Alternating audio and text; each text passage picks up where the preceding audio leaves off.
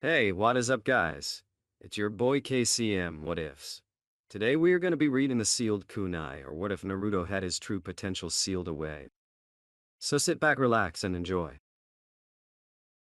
Naruto stood next to Tsunade as all of the Kage-ranked ninja that had attended the exams stood in front of all of the participants while the crowd applauded. Naruto had a faint smile on his face as he saw that Ino, Kiba, Choji, and Sekura had all managed to get promotions from their efforts during the testing period. He was sort of upset that he didn't see any other fights other than the first round, but when presented with the other option of allowing Akatsuki to get the drop on him in a possibly crowded area, it seemed like a hit he had to take for the team. Still, somebody could have told him at least who won the whole thing. When he returned, he had to make an attempt to explain away the blood on his clothes. He couldn't even say that it was his since the amount of blood did not equal up to his current condition since he didn't have a mark on him.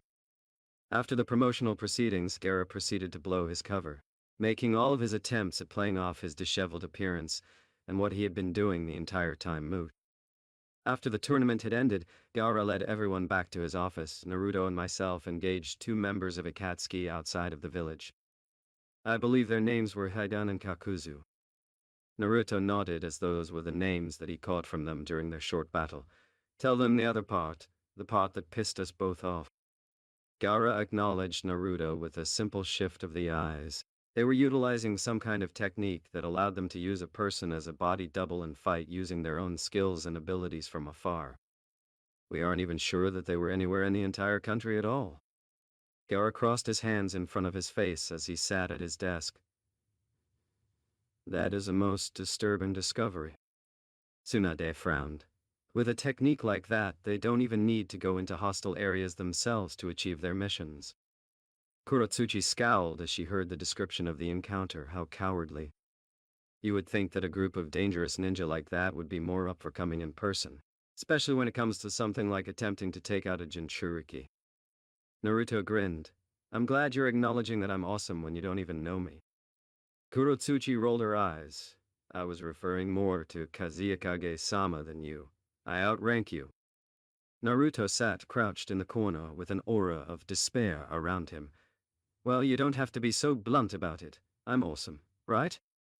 Everyone in the room ignored Naruto's identity crisis and continued speaking amongst themselves about the situation that transpired during the final examination. Gaara spoke once more. Well, needless to say, the goals of this organization are the capture of all Jinchuriki for the use of their BU for one reason or another. Nationality means nothing to them, as you can clearly see. They simply desire all of them. Tsunade had on a business-like face. Reports from Jiraiya said that the Gobi Jinchuriki and the Nanabai Jinchuriki have already been taken. I guess they were looking to press their current advantage and take either Gaara or Naruto while they were on a roll. Onoki had a displeased look on his face, so that was what happened to Han. We assumed he had run off. How they were able to take him with not even a peep is very concerning. He looked at Gaara and Tsunade. Which ones still remain? Tsunade answered him. Those were the only two that they were able to obtain. There is still the Achibi, the Nibi, the Sanbi, the Yonbi, the Rokubi, the Hachibi, and the Kyuubi. But the way that they blatantly came for either Naruto or Gaara, it was like they didn't have a real strategy. Naruto got up from his spot in the corner to contribute.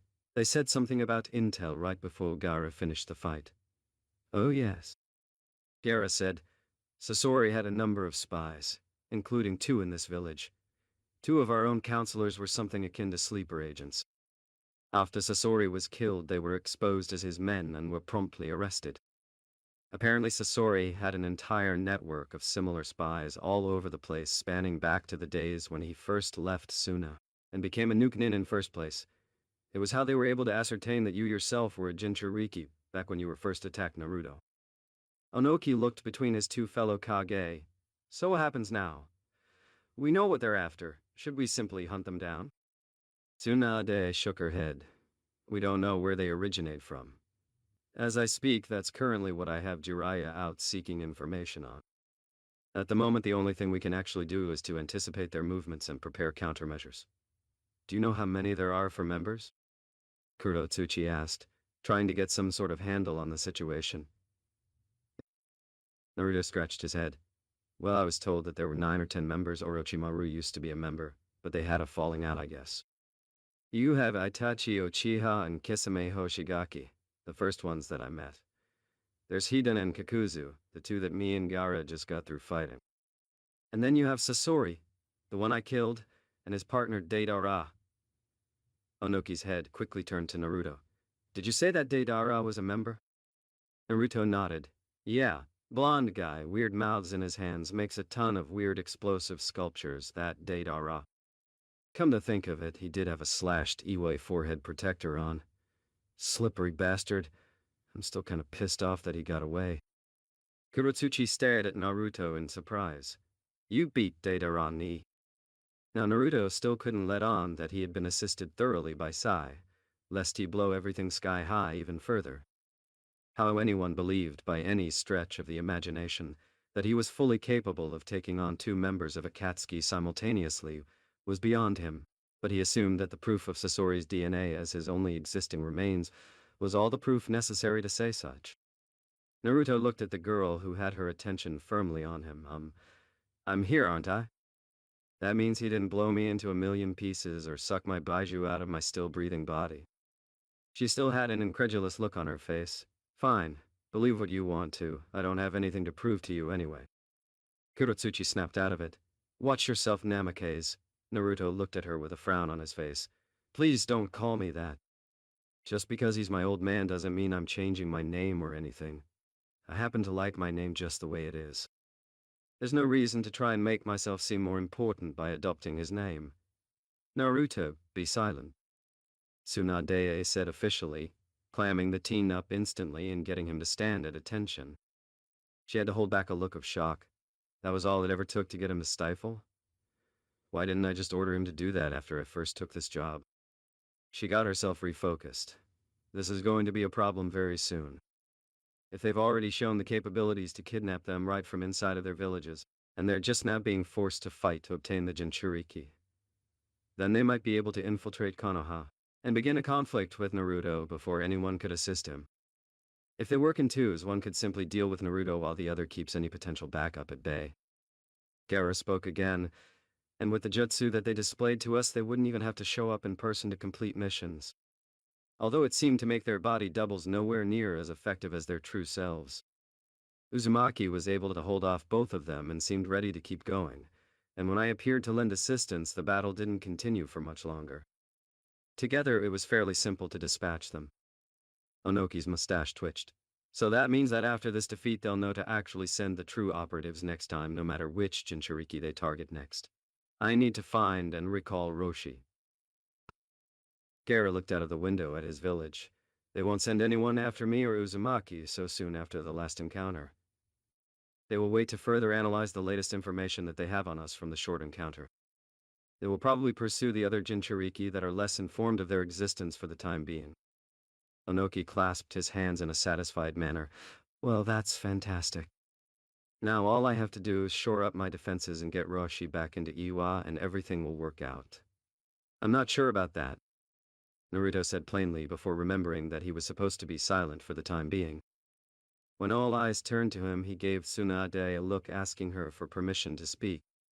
She gestured for him to proceed. Well, how long do you think it will take for you to find this guy, Roshi? Onoki shrugged. 2 weeks at least, but we will be able to locate him. Naruto shook his head. That might not be fast enough. No matter where he may be, they still might be able to find him. I went to my ancestral home for personal reasons and told only my Jonin squad leader where I was going, and they still found me. They probably know where he is already and are just waiting him out if they didn't take him already. Tsunade's eyes widened at Naruto's explanation. Do you get reports from Roshi updating you on his condition to Chikage Donna?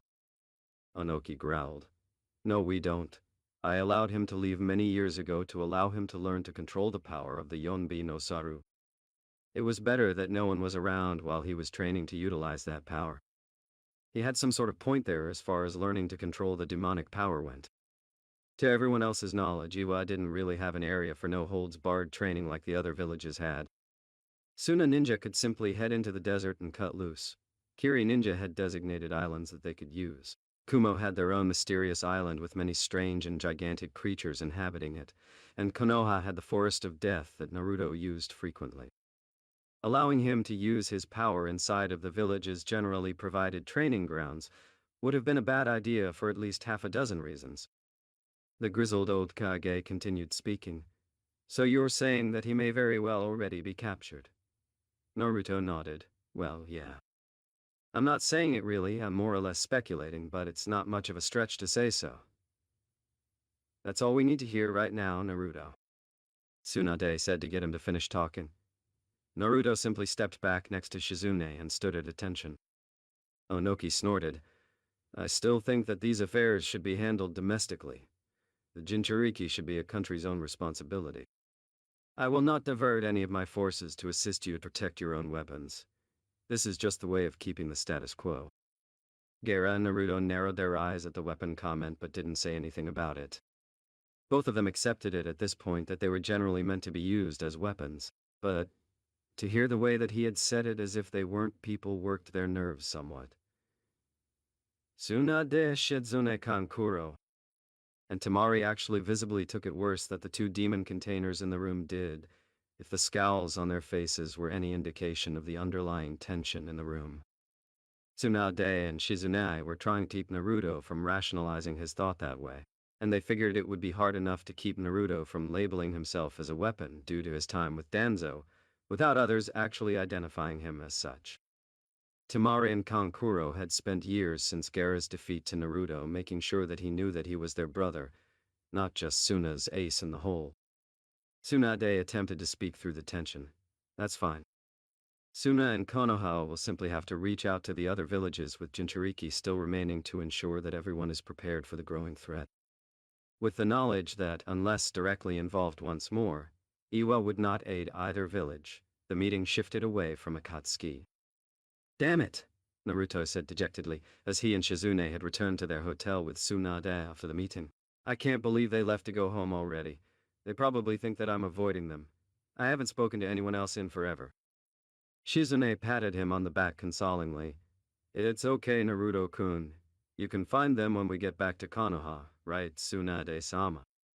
Tsunade was taking the current downtime to paint her nails and answered vacantly, huh? Oh yeah, sure, maybe. If I don't have any more missions lined up for him when we get back. Naruto sighed. There's going to be another mission, he said as he walked towards his futon at the foot of Tsunade and Shizune's beds. There's always another mission. Damn overflow of assignments. He lay down on top of his temporary bedding. Tsunade rolled her eyes and kept at work on her nails.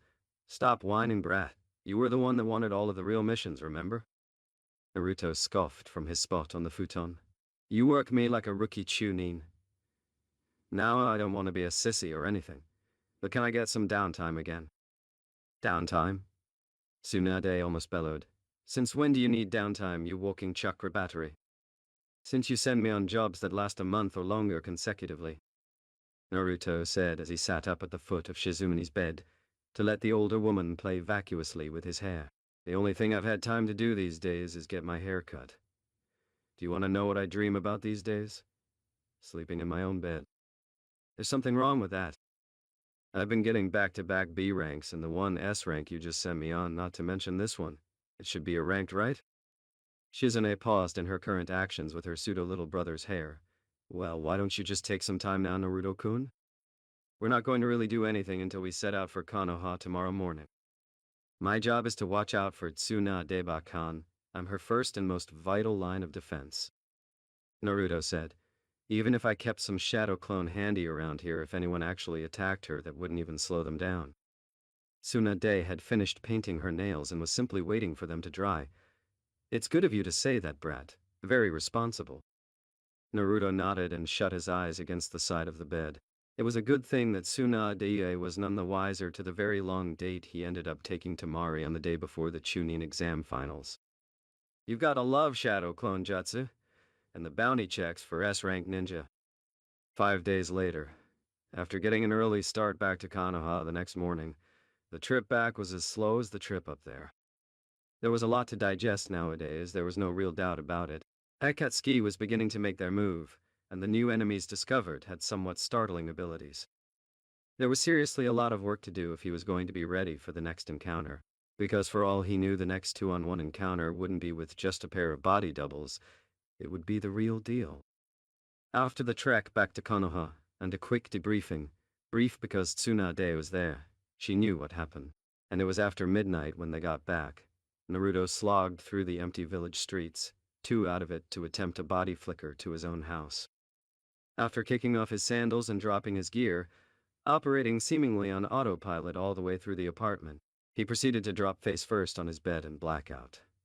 Naruto's mindscape. Naruto awakened in a cave setting. As he sat up from his prone position on his back, he looked around. Why the hell was he in a cave? His mindscape should only have been what the Kyuubi knew of Konoha. How the hell did that massive thing know anything of what a cave like this looked like? Come to think of it, why didn't Naruto know what this cave looked like? He was supposed to be able to navigate Konoha blindfolded, and yet he had no idea where he was right now. Taking charge of the situation and wondering why the Kyuubi decided to manifest him inside of his mind tonight, and why he picked this exact area to do so, not to mention what the hell this area actually was. As he made his way to the exit, he made a small noise. As he jumped down from the well-hidden cavern in the cliff wall, he landed squarely at the edge of the woods. He actually did know where he was. He was currently in the forest situated on the backside of the Hokage monument. In truth, nobody ever went back there, even less than the amount of people that ever went to the top of the monument itself normally. I need to come back here in person and check this place out one of these days. I really feel like I'm missing something here. He walked through the forest and eventually found his own personal demon lying down in the middle of a burned-out wasteland.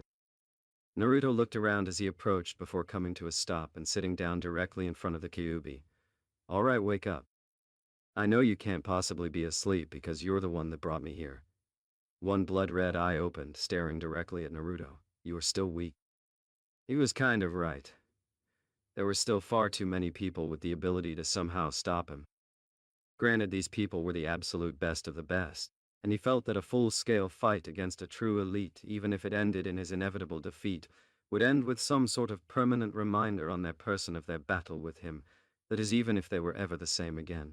But after getting smacked around by 2 people that didn't even bother showing up in person to fight, it kind of grated on his mind. Naruto didn't even bother verbally responding. The Kyuubi opened up both of its eyes and sat up on its haunches as it looked its host over. Honestly, you've done as well as can be expected for a mere human child when it comes to using my power. But if 3 tails is the limit of your control, then you might as well surrender your body and relinquish control to me. I can destroy your enemies and ensure the peace of your village. Naruto's lips quirked slightly. Before you come back here and trample this place flat, right? The sharp teeth of the Kyuubi were bared in a grin of sorts. Well, I never said that I would leave this place alone, did I? I simply said that I would destroy your enemies and ensure this village's peace. What better way to do that than to make everyone rest in peace? You're a very funny demon, Naruto commented. And it doesn't matter if I have any more control, I can simply train and get it. It's that simple.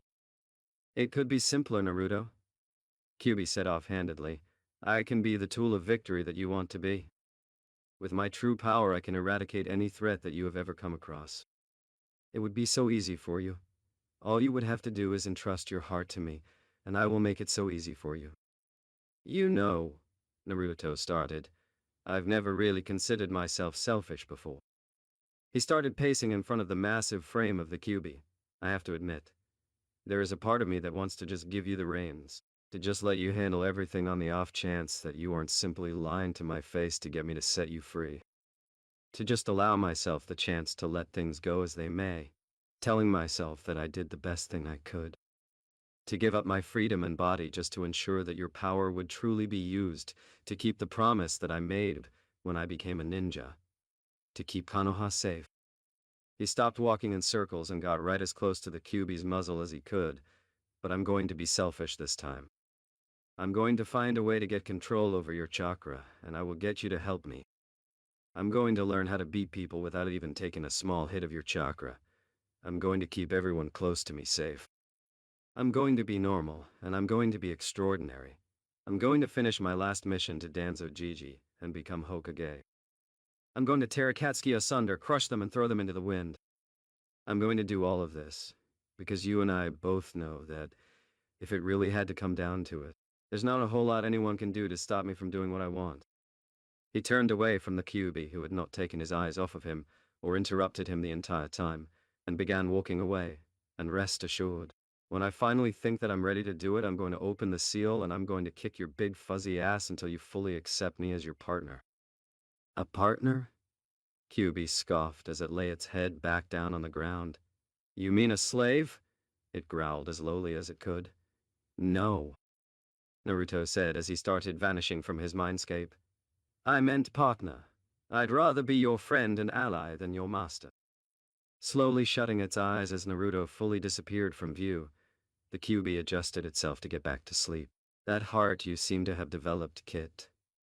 It will either become perhaps your greatest weapon, or it will be the catalyst to the end of your life. The next morning he awoke to the sound of tapping on the window in his room. As he made to turn over and get up, he felt a weight on his back. Looking over his shoulder, he saw Hamako attached to his back, fast asleep. Damn it. She sleeps in my bed when I'm gone. I don't really know how to feel about that right now. Sheets are clean, though. Naruto sighed as he thought of figuring his way out of this without waking her. Turning his head to his window, he saw a male Anbu in a cat mask waiting and watching. Naruto looked at the man with a twitching eyebrow as he made a shadow clone, and used Kawarimi to switch places with it before he walked sluggishly to the window. You were just so amused watching that, I'm sure, Tenzo, he remarked before he reached the window, stopping his hand from opening it up as he realized something and pointed accusingly at the man. Oh no. Oh hell no. It hasn't even been 12 hours yet and she's going to send me right back out? He hissed out lowly to keep from waking Hamako. The masked Tenzo shrugged and motioned for Naruto to open up. A sigh came from the boy as he did as instructed. Hello, Taiko. I wish I could say that it was good to see you, but seeing you means I have to work. Tenzo patted Naruto on the head, getting a frown from the boy that he was sure made the man smile behind the mask. Same to you, Naruto. Hokage-sama is here to inform you to keep yourself at the ready in case any missions open up for you soon. She said something about mission overflow duty and that you would know what that meant. Naruto held back a facepalm. I will never sleep through a meeting ever again, no matter how boring it is. He then spoke out loud. Well, it's better to at least keep me mobilized and let me rest than to send me right back out again. Thanks for the message, Taiko. Tenzo nodded. See you later, Naruto. He then jumped off to resume his usual duties. Naruto ran a hand through his hair and turned back to where his shadow clone was underneath Hamako with a deadpan look on his face. So what are you going to do about this, boss? Naruto shut the window and walked out of the bedroom, grabbing all of the things he had dropped the previous night off of the floor. I'm going to go do something since I'm up. You're going to stay there until you can come up with a way to get away from her without waking her up. Naruto smirked as his shadow clone glared at him darkly over his shoulder until he left the apartment and shut the door behind him. Upon giving it a few seconds, the shadow clone's glare turned into a grin as he gently rolled over and held Hamako in his arms. Yeah, I could do that. Or I could just stay like this for as long as I last. His grin widened further when he felt Hamako snuggle her head further into his chest. Yep, this option is definitely the best. Naruto simply wandered around the village, as many were out and about starting their day, and without even realizing it ended up in front of the Hokage Tower. He blinked in surprise as he shrugged and walked past without a second glance. I guess this is what Kakashi-sensei meant by getting lost on the road of life. If this is the first place I go out of instinct, then I really did need a break. Before he got too far, he heard a voice call out to him, Naruto! The blonde turned around to see Sakura walking up to him with papers in her arms. Hey Sakura, long time no see. And by the way, way to go on getting promoted. Sakura gave him a smile. Thanks. Being Tsunade-sama's apprentice is working out for me, huh? Naruto chuckled. Yeah, apparently. Just don't ever try to hit me the way she does. Ever, no matter what. He said with the utmost seriousness. I get enough of that already from her alone. Sakura sweat dropped before perking back up. No one's seen you around the village in a while. How are things going? Oh, I met the girl that lives in your apartment too, she said at the end with slight distaste. Naruto frowned at her change in tone. Hamako-chan's a good girl. She's just a friend that I wanted to help. It's a very long story, just know that everything that goes on in that apartment is completely platonic. Of course, inwardly he was rolling his eyes. I'm just about 15 years old and have killed more people than you can even reasonably estimate. And yet the prospect of me having sex is enough to upset you. How ass-backwards is our society? Well, I'm kind of busy right now. Asakura gestured with the papers in her grasp. I need to get these over to the hospital and then I have to work a shift today, so I'll see you around. Naruto nodded. Yeah. Unless our magnanimous Hokage decides to send me on a 6-month tilt between now and dinner time. Asakura waved to him as she walked away. Bye, Naruto. I'll see you later. Tell Shizune Nikan I said hi. And tell Ba-chan if Ni-chan catches her drinking again and takes her stash, I will not be speeding up my usual delivery just because she lost it all. Naruto said as he went off in the other direction. Well, she certainly does seem way better these days than what I last remember about her. Naruto let out a yawn as he continued on his way, wandering through the village without much purpose to doing so. Well, isn't this an ironic little problem? I've been talking about how I need time off, and when I get it, I can't think of anything to do but train or work. After walking about for a little while longer, he wound up in the forests near the residential area. If he was really this hard up for ideas, he knew one thing that needed to be done when he got home. A kunai passed by his face while his mind was elsewhere. Now, when a kunai usually comes at him behind the walls of Konoha, he knew it would be either one of two people. And there were very particular ways to pinpoint exactly who it was. Did the kunai cut his cheek? No. Was there a shapely female form hanging off of his back with her arms wrapped around him? Again, no. Did the kunai miss him by a mile in the effort to divert his attention? Yes. Did the damn thing have a pinwheel on it for some reason? And if he listened closely, he could hear the creaking of a spandex jumpsuit rubbing together at high speeds. The time it took for him to work out this equation in real time, less than 1 second, which was convenient, because that was all the time he had to react to it in one way or another. Now, depending on who was coming for him, he would have one of two reactions. For the first person, he would only have so much time and room to maneuver himself to put himself at an advantage, instead of being left to her tender mercies. And by tender I mean with a kunai pushing against his jugular, and maybe his junk depending on her mood. For the second person, there was only enough time for one response, and one response only. Dynamic entry. At a speed that most could only keep up with assisted by a dojutsu, a spandex-clad figure slammed his foot into the side of Naruto's head before he burst into smoke. A Kaorimi combined with Shadow Clone. Damn it, Rock Lee, Naruto said as he dropped a nearby tree. That would have given me a concussion if that had actually hit. What the hell is your malfunction? Lee was taller nowadays, but other than the growth that came with him growing in age, and the Chunin vest he now wore, he didn't look too different at all from the old days. Lee simply gave Naruto one of his gleaming smiles. Ah, Naruto-kun, it has been too long since we have seen one another. When was it? Oh yes, during our border patrol mission. What a youthful assignment. Naruto gave him a dry look. We didn't do anything the entire time for 3 weeks except walk around the countryside and check the civilians that crossed our path. Protecting our home from foreign malevolence is always a youthful endeavor, Lee said before shooting Naruto the nice guy pose. Naruto simply stared at him. Uh-huh. How did you even know I was around? I just got back into town and I haven't raised a peep since I've gotten here. That would be me, Naruto, said a calm and familiar voice as Neji came into the picture. He had gotten rid of the straps around his forehead protector and simply wore a simple black one around his head. Instead of his khaki shirt and dark brown shorts, he now wore traditional-looking black and white robes, and they suited his personality. Naruto would have had to say, I was the one that alerted Lee to your presence while we were training. Naruto looked at the older Hyuga. I had to have been at least half a mile from any training field that you could have possibly been using. Neji smirked. Well, my Byakugan can see up to 100 meters now. Naruto frowned. Show off. Neji shook his head with a satisfied look on his face. Still upset that I was promoted to Jonin before you, Naruto. You found this out almost a year ago during the border patrol. Yes, I'm upset, he replied. You weren't Chunin for even a damn year and you got boosted over me. Lee! Neichi! Called out a feminine voice that landed near all three boys. Guy-sensei wanted to know why you two ran off so suddenly. A girl with her brown hair and a pair of buns on her head dusted off her clothing, which had changed over time.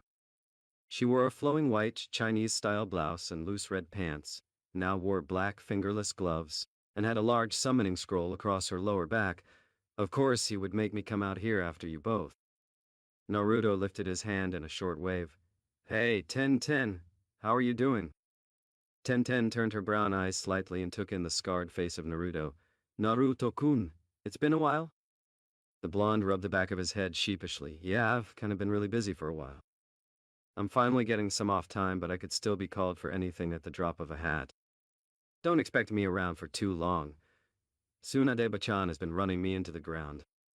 Ten sighed and pinched the bridge of her nose. Why would you call Tsunade-sama a name like that? Naruto shrugged. I have very good reasons to, you can be sure of that. I guess, Ten said before she saw Naruto shift the sheath on his back. Her eyes lit up. Is that the sword that you replaced your old one with? She asked brightly. Can I see it, please? Naruto almost face fell. She hadn't seen it yet because when he knew he was going to see Ten he left it at home. The danger of leaving his weapon at home was only equaled by the fact that if he brought it, and she got a hold of it, he might not get it back in time to defend himself with it anyway. About that. Ten turned on her puppy dog eyes. Please, Naruto-kun. Naruto attempted to avert his eyes only to catch Lee giving him a thumbs up and Neji smirking and attempting to hold back laughter. Well, you see, Ten's brown eyes quivered at him. Please, Naruto-kun. Okay. This was getting ridiculous. Why had she not used this on him yet? Is this a damn genjutsu? He was 1 second away from yelling Kai. Well, she can't even touch it anyway, so maybe he was being paranoid. He reached his hand up over his back. Okay, but... Before he even said another word, he felt the sword being pulled out of the sheath from behind him, and heard Ten yelp in pain as the sword clattered on the ground. He turned around to see Ten with her palms cut. Naruto sighed and picked his sword up to resheath it. I tried to tell you, no one can touch it but me. It's an old family heirloom. Ten waved her hands around as the stinging from the cuts got to her. You have a sentient sword? Naruto shook his head. It's not really sentient. It's more like loaded down with so many seals it would take me months of inspection to find everything on it. It is security for my blood. Nobody else can use it but me. Sorry about that. It was my fault, Naruto-kun. And they're just flesh wounds. I'm fine, she assured him, but I still would like to see what you can do with that thing. Hopefully you can swing it around better than you could the last time we fought with swords because I'm way better now. We'll have to see about that, won't we? Naruto said, the two getting closer and closer with challenging grins on their faces before Lee interjected himself between them. Lee, what the hell? Naruto-kun, with all of this talk of competition, I need to challenge you myself, Lee said, with Ten sweat dropping and mouthing sorry behind him. Naruto stared at Lee blankly for a second. Okay, Lee, a new contest. This contest will be a grueling one. Are you ready for it? Lee nodded vigorously. Okay then, this contest will be simple. Who can go longer without challenging the other one to another contest? That is all. Agreed, Lee shouted. I will win this competition and get 1 step closer to matching you and proving myself as a splendid shinobi.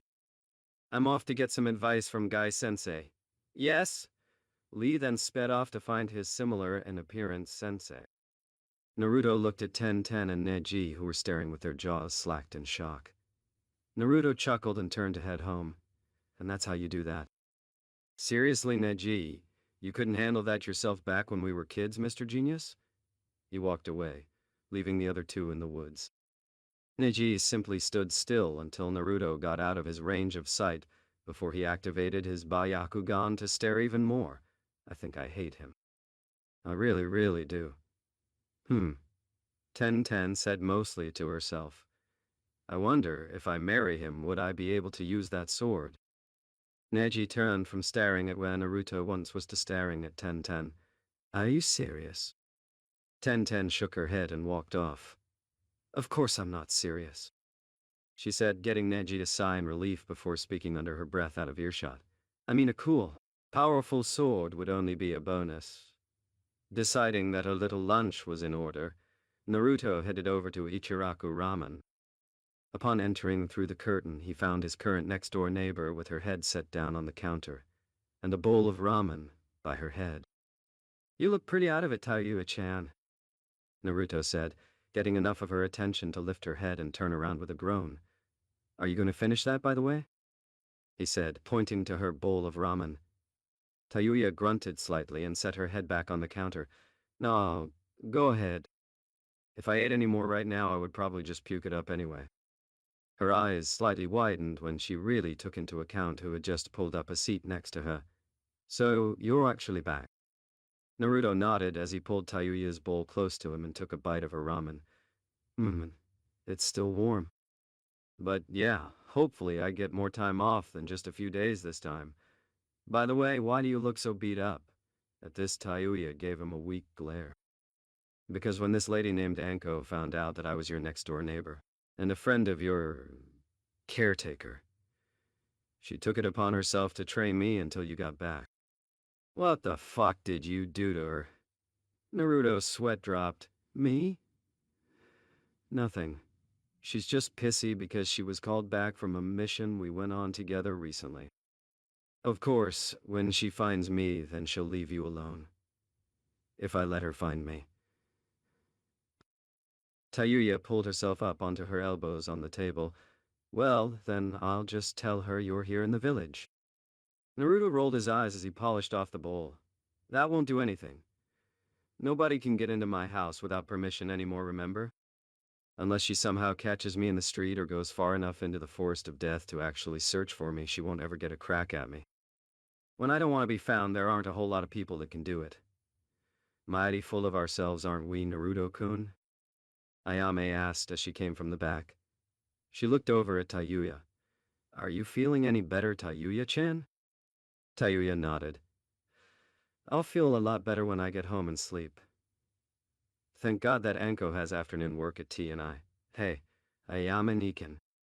Let me get 3 bowls of miso ramen, Naruto said before a smirk adorned his face. And Tayuya-chan? What happened to that? I thought I was the only person that could say that.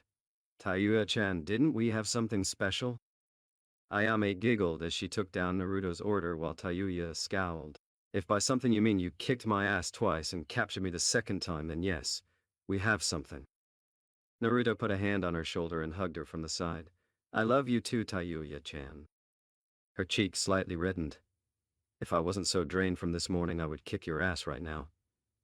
Naruto grinned. And that's why I did it. One day later, Naruto sat on the couch in his apartment staring at a wall full of whatever information he could pull up on the members of Akatsuki that he was aware of.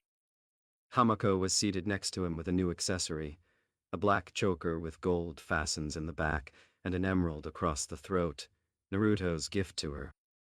He had tons of stuff about Itachi Uchiha. Him being a former shinobi of his village got him an abundance of information on his skills. Kizame, his partner, also had a fair amount on him. Apparently he had a little run-in with Konoha Ninja many years ago where they were able to ascertain a lot of this stuff. While the thought of a fight with either of them still raised hairs on the back of his neck, he could honestly say he felt his chances against Kisame were far greater than if he had to go up against Aichi Uchiha for real. The files he had on Kakuzu were old, very old. They were so old that Naruto was astounded that the man was still alive and was an active shinobi of the highest level. If Kakuzu's body double hadn't been on the scene, he was certain that Hidan's body double would have been obliterated in no time. And simply the presence of the man's body double was enough to tip the tides of the fight. How strong was the genuine article?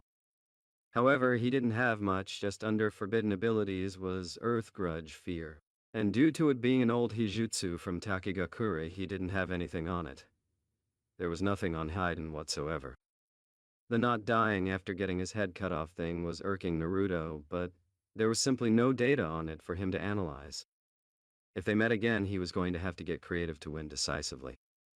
There was nothing but Naruto's handwritten notes taken from his own point of view, and that of Hamako's for Deidara, as Iwa wasn't exactly very forthcoming with that information. So one was down, there were 5 more that he knew of, and there were 3 more that he didn't. In addition to that, they only had at the most a little over half a year to find Sasuke Uchiha before Orochimaru turned him into his own personal Uchiha body skin, and then came back to Konoha to raze the place to the ground, which would give them 9 months to a year from now, accounting for Orochimaru's time needed to adjust to the new body and mobilize for another offensive. Why was he the only person that seemed to take this little aspect into account? He needed to find Sai, and Jiraiya needed to get his ass back to Konoha in a hurry. They had work to do. Tsunade stood on top of the Hokage Tower, looking up at the sunset-drenched mountain that now bore her visage. You need to go see the brat. His house is starting to look like the inside of a hodgepodge file cabinet. Get him to calm down some. Jiraiya looked at her from the corner of his eye as he looked out onto the village. Get him to calm down? He isn't losing it about the whole Akatsuki thing, is he? I figured that he would be taking it way better than that. Tsunade shook her head. He's not losing it. I mean, it isn't like he's scared of them, or scared of them taking him. Nothing like that. He seems more tense these days, though. More along the lines of the way he used to be when I first met him. Jiraiya looked at her as understanding washed over his face. That was enough proof that he was feeling the squeeze of the situation. When Naruto was with Jiraiya looking for Tsunade, he was scared. He would never have said so. He would never have even shown it, but Jiraiya could feel the fear on him, no matter how well he hid it. He was weak. He had just been attacked by Itachi Uchiha and Kisama Hoshigaki, and a few days prior to that he had just been unsealed and had a multitude of questions and concerns to work out. That had to have been a stress tidal wave hitting right after a simultaneous stress earthquake and volcano. Coming back to Konoha to see the boy mellowed out after the failed Sasuke retrieval really did Jiraiya's mind good. Tsunade continued. Every wall of his apartment living room is plastered with all kinds of amassed information. Patterns of known movement, hot points of contact, eyewitness reports of known members, personal files on whatever he could get on each, which for more than a few isn't very much. He has a room full of clones going over this information, and either spends the rest of his time studying with Hamako or in the Forest of Death.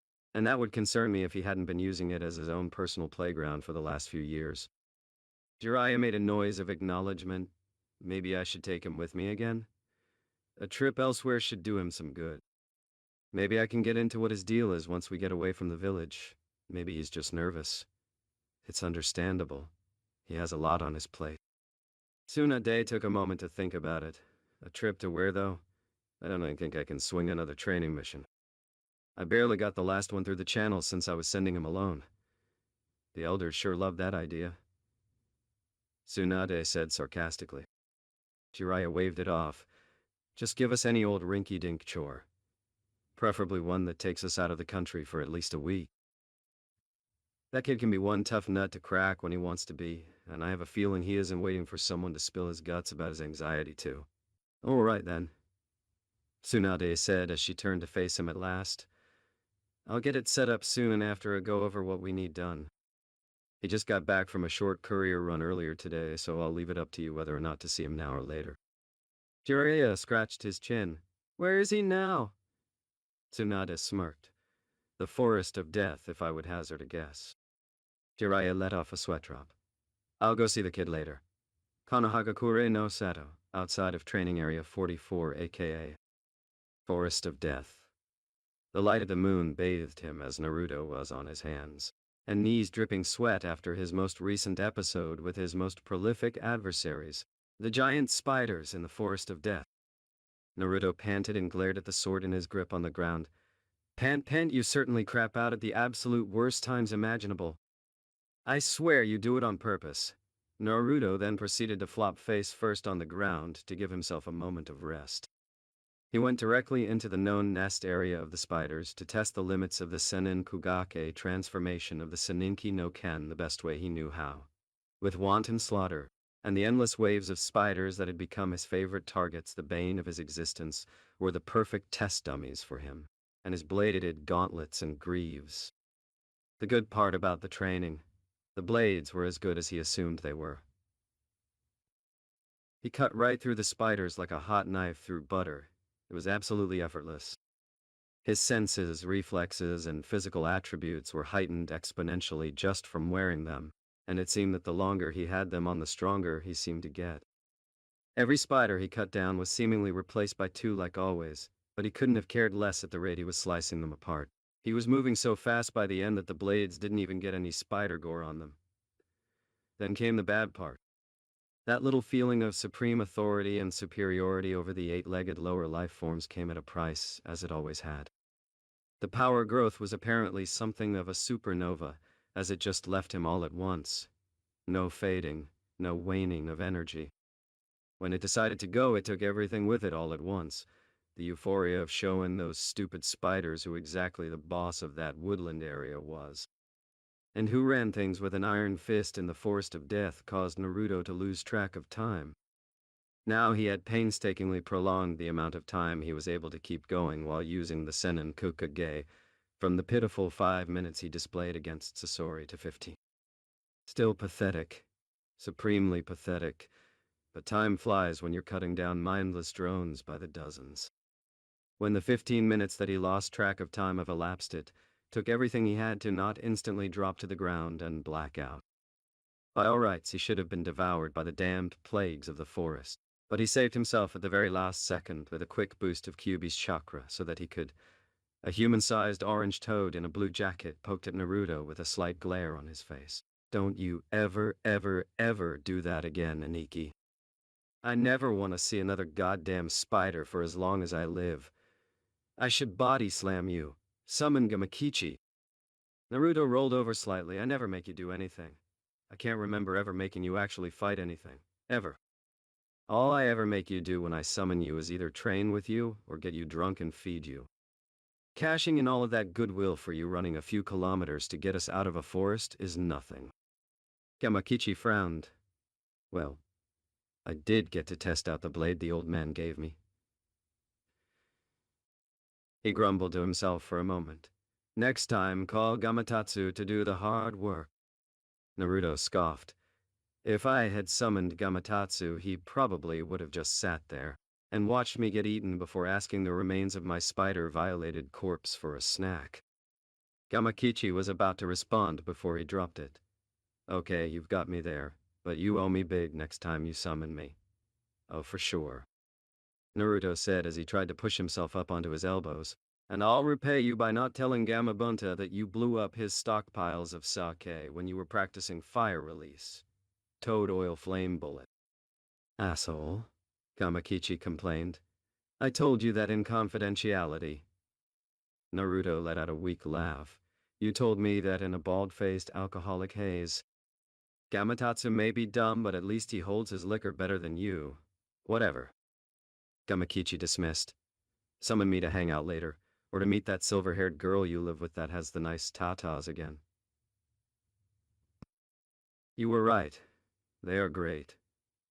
Naruto opened his mouth to curse Gamakichi out and ask how the hell he knew he said that when the toad grinned at him. I'm not the only one that says confidential stuff when I'm smashed, Mr. Gropey. Catch you around, Naruto-ne. He then dispelled in a puff of white smoke to return to his mountain. Naruto sighed and rolled over onto his back, looking straight up at the stars. Come out, Sai. I need you to drag me back to the apartment anyway. I'm wiped out. Sai appeared from the tree line inside of the gates of the Forest of Death with a plain look on his face. You have groped Hamako-san. Naruto glared at him. She's always come in my bed to sleep with me and I tense up at night. Fratricide of a grabby nature is par the course if she keeps doing it. Whatever you say, Naruto-senpai. Sai said, getting a growl from Naruto. Danzo-sama has sent me to inform you that he's already given you everything he could conjure on the Akatsuki. Naruto narrowed his eyes. Everything he could or everything he would. Don't give me that crap, Sai Kuhai. I know Danzo Gigi knows more than he's giving me. Sai blinked emotionlessly. He has handed over everything to you that corresponds to your current situation.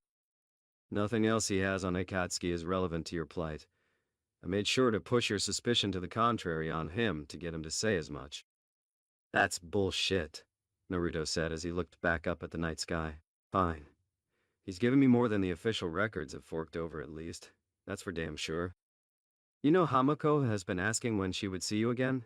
I think seeing one of her first friends would make her happy. Sai walked over to the downed Naruto. I don't have friends, Naruto-senpai, you know this. You know how we are supposed to be. Naruto sighed. Yeah, I tried telling her that, but she didn't listen. She thinks she's friends with you, and from the way we both met her I can see why she would, even if you don't think so yourself.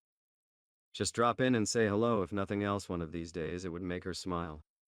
Sai put one of his creepy fake smiles on. You can make yourself smile without emotional provocation, senpai. She can smile without my presence. Naruto let off a sweat drop. I mean a legitimate smile, you know, because she's happy to see you. Naruto sighed when Sai gave him a blank look. Never mind. I forgot who I was talking to. Damn it, you're going to get the concept of happiness and all the other emotions even if I have to beat it into you at some point. Sai kicked a prone Naruto, eliciting a grunt from him. It doesn't look like you can beat anything into anyone at this point in time, senpai. Would you like me to inform a medic nin of your condition? Naruto paled. No, just drag me home. Tsunade Abakchan said that she would kick my ass if she found out I was overtraining in the Forest of Death again. A smile then came to his face. Hey, this would kill two birds with one stone. You can get me to the apartment and see Hamako-chan at the same time. Chop chop kuhai, get me out of here. Sai would have rolled his eyes if he had the emotional inclination to do so. As you wish, Naruto-senpai. Instead of dropping Naruto off like a normal human being would, i.e. getting the key from him, opening the door, setting him on the couch. You know, things that a friend would do. Sai dropped Naruto in a heap at the front door of the apartment and knocked on the door before disappearing in an ink body flicker. Naruto groaned from his spot on the ground. Saku hai, you asshole, Naruto mumbled. After a moment, a pair of familiar amber eyes opened the door, looking around curiously before seeing Naruto on the ground. Naruto-sama? What are you doing on the ground? Hamako asked with a slight tilt to her head. Naruto looked up at his assistant with a dry look on his face. Didn't you know? One of my favorite things to do is get chakra exhaustion and lay down on concrete floors directly outside of my apartment door. Hamako puffed her cheeks out indignantly. Well, if that is the attitude you're going to have about it, then I guess you can spend the rest of the night outside. Ignoring the indignant face Naruto had put on at that point, she shut the door. What? This is my house. How in the blue hell are you going to lock me out? Naruto got over his shock after a second and inched his way closer to the door with his chin before slamming his head into it, forgetting completely about the security measures on it that rejected his forceful endeavor and sent him flying into the back railing, sounding a massive clang out as he smacked the metal with his body. Ah. Like that, obviously, because it may be my house, but they aren't my seals. Hamako-chan, let me in. Her muffled voice sounded out from inside. If I let you in, Naruto-sama, you wouldn't learn anything. I'll get you in the morning. Naruto blinked in confusion for a moment before yelling, What the hell am I supposed to be learning? What the hell was that? The door next to Naruto's apartment opened to reveal the confused, red-haired neighbor of his that finally looked upon his form. Upside down, heaped against the railing, eyebrow twitching. An amused grin crossed her face as she sauntered over to him casually and kneeled down to him. Having some trouble, Uzumaki? Naruto let a mildly amused smirk adorn his features. I've graduated to you using my surname, have I, Taiyuya-chan? I'm so happy. His smirk turned to a frown. I pissed off Hamako-chan, and I do not have the energy to open my door due to me blowing all of my chakra heedlessly. Open it for me, would you? Taiyuya raised an eyebrow. Hell no. I've tried opening your door before. The first time it shocked me. The second time I lost consciousness and woke up in the Forest of Death, and this time after seeing what happened to you, I'm not touching that door. Naruto looked up, or down depending on your point of view, in thought, It sounds like Hamako's rotating seal works. The first time you tried to open it during the morning. The second time you did it while I was training and it helpfully directed you to where I was at the time. And this time the seal just wanted to get rid of you. If I had punched the door instead of hitting it with my chin to get a knock, it would have sent me flying all the way to the Hokage Tower. He rolled his shoulders and slid down the railing, ending up on his back on the ground. Just get the key from my pocket and you can just open the door. Tayuya gave him a long, hard look. Can't you just cancel the seal yourself? Naruto sighed. 2 reasons why I can't. I can't move my hands or generate the chakra to make the 21 hand seals to cancel the security, and Hamako-chan changed the password. Right, Hamako-chan? Yep. She chirped cheerfully from inside. Tayuya shrugged and reached into both of his pockets. Let's see. Gum. Frog wallet? Never mind. Piece of paper with an address on it. In women's handwriting. I'm keeping that. Naruto glared at her. Oi! Tayuya ignored him and kept perusing his pockets. Receipt for 17 large bowls of beef ramen from Ichiraku. Not particularly surprising at this point, but still disturbing. Handwritten note for the usual order of Miyaboku Firebrand sake, along with the usual payment, and whistles nice size Uzumaki. Naruto blushed and growled at her. Get the key, damn it. Tayuya freed her hands from his pockets. Yeah. Oop. Bad news, Uzumaki. She opened her hand to reveal that Naruto's house key had been broken. Sucks for you. Naruto sighed. For God's sake. He rolled his eyes and adjusted himself in a laying position on the floor. Well then, I'll see you tomorrow, Tayuya-chan. That is unless someone gets lucky and actually takes me out tonight because I can't fight back against a damn civilian as I am right now. The next day, Naruto emerged from Tayuya's apartment far more chipper than he had entered. So much so that he felt giving Tayuya a morning wake-up was called for. A wake-up that was more along the lines of a repeat shower session. Heading directly next door, he found the security seal disabled, allowing him back in. Sitting on the couch in the living room was Hamako, going over her sealing notes with a smile on her face. Good morning, master. Yes, it is. Naruto smiled and walked past her towards his room. Good morning, Hamako-chan. The house was in comfortable silence for a moment, before Hamako shut her notes and looked at Naruto, who had returned to the living room. I guess I need to teach you how to make privacy seals again, huh, master? She said with a sly smile. Naruto stopped in his tracks and stared at her like a startled deer. You heard us last night? Hamako giggled. I really doubt that anyone in the entire complex didn't hear Tayuya yelling at you last night. At least you had fun, right? Hamako laughed out loud at the look on his face. If I were you, when you leave today, I would take the window. Naruto silently nodded in agreement and pointed his thumb back towards his room. Right. Well, I'm going to shower and get some new clothes on. Okay. Hamako said cheerfully. I will have breakfast ready when you get out. Naruto retreated out of the living room and, after a moment, Hamako turned to an empty corner in the room. You got all of that, didn't you, Jiraiya-sama? The job is done. Jiraiya dropped his transparency jutsu and had a smile on his face as the shower turned on. Well, I told you to get him to take the edge to get his mind off of Akatsuki, and he ended up doing what I thought you would set up. But I thought more along the lines of you doing it yourself. What? Hamako shrugged. If it were me, he could have simply told me no, and I would have had to listen. He basically had to do what Tayuya said to do, and since he was exhausted in the first place, he wouldn't have fought back if he wanted to at all. Besides, she has known him longer than me. It is only fair that she gets him first. First? Jiraiya said as his smile turned into a perverted grin. And that means? Hamako showed no real reaction to being teased. It means what it sounds like, Jiraiya-sama. She then moved towards the kitchen without missing a beat. Sigh, if only it were that easy to get Master to stop eating ramen for the bulk of his meals. Jiraiya opened the front door and left before pulling out a small notepad and writing down speedily. This brat is going to be my muse for the next decade. That afternoon, Jiraiya looked over at his blonde apprentice, who simply couldn't find it in him to put any kind of scowl on his face. You seem to be in an unusually good mood today, Gaki. Naruto looked over at Jiraiya as they walked and looked forward with a small grin in place. Many good things have happened. Jiraiya nodded in understanding. Yeah, I assumed you would end up doing the Odo chick first. All the factors were there. She knew you closely, you dominated her already outside of the bedroom. You live right next door, you might be a sucker for aggressive redheads like your old man due to genetics. Yep, all there. Naruto glared slightly at Jiraiya. And you are aware of this because? Jiraiya patted him on the head. Tsunade got a list of noise complaints from your complex this morning. Oddly enough, your apartment and hers were conspicuous from that list. He sniffed a fake tear.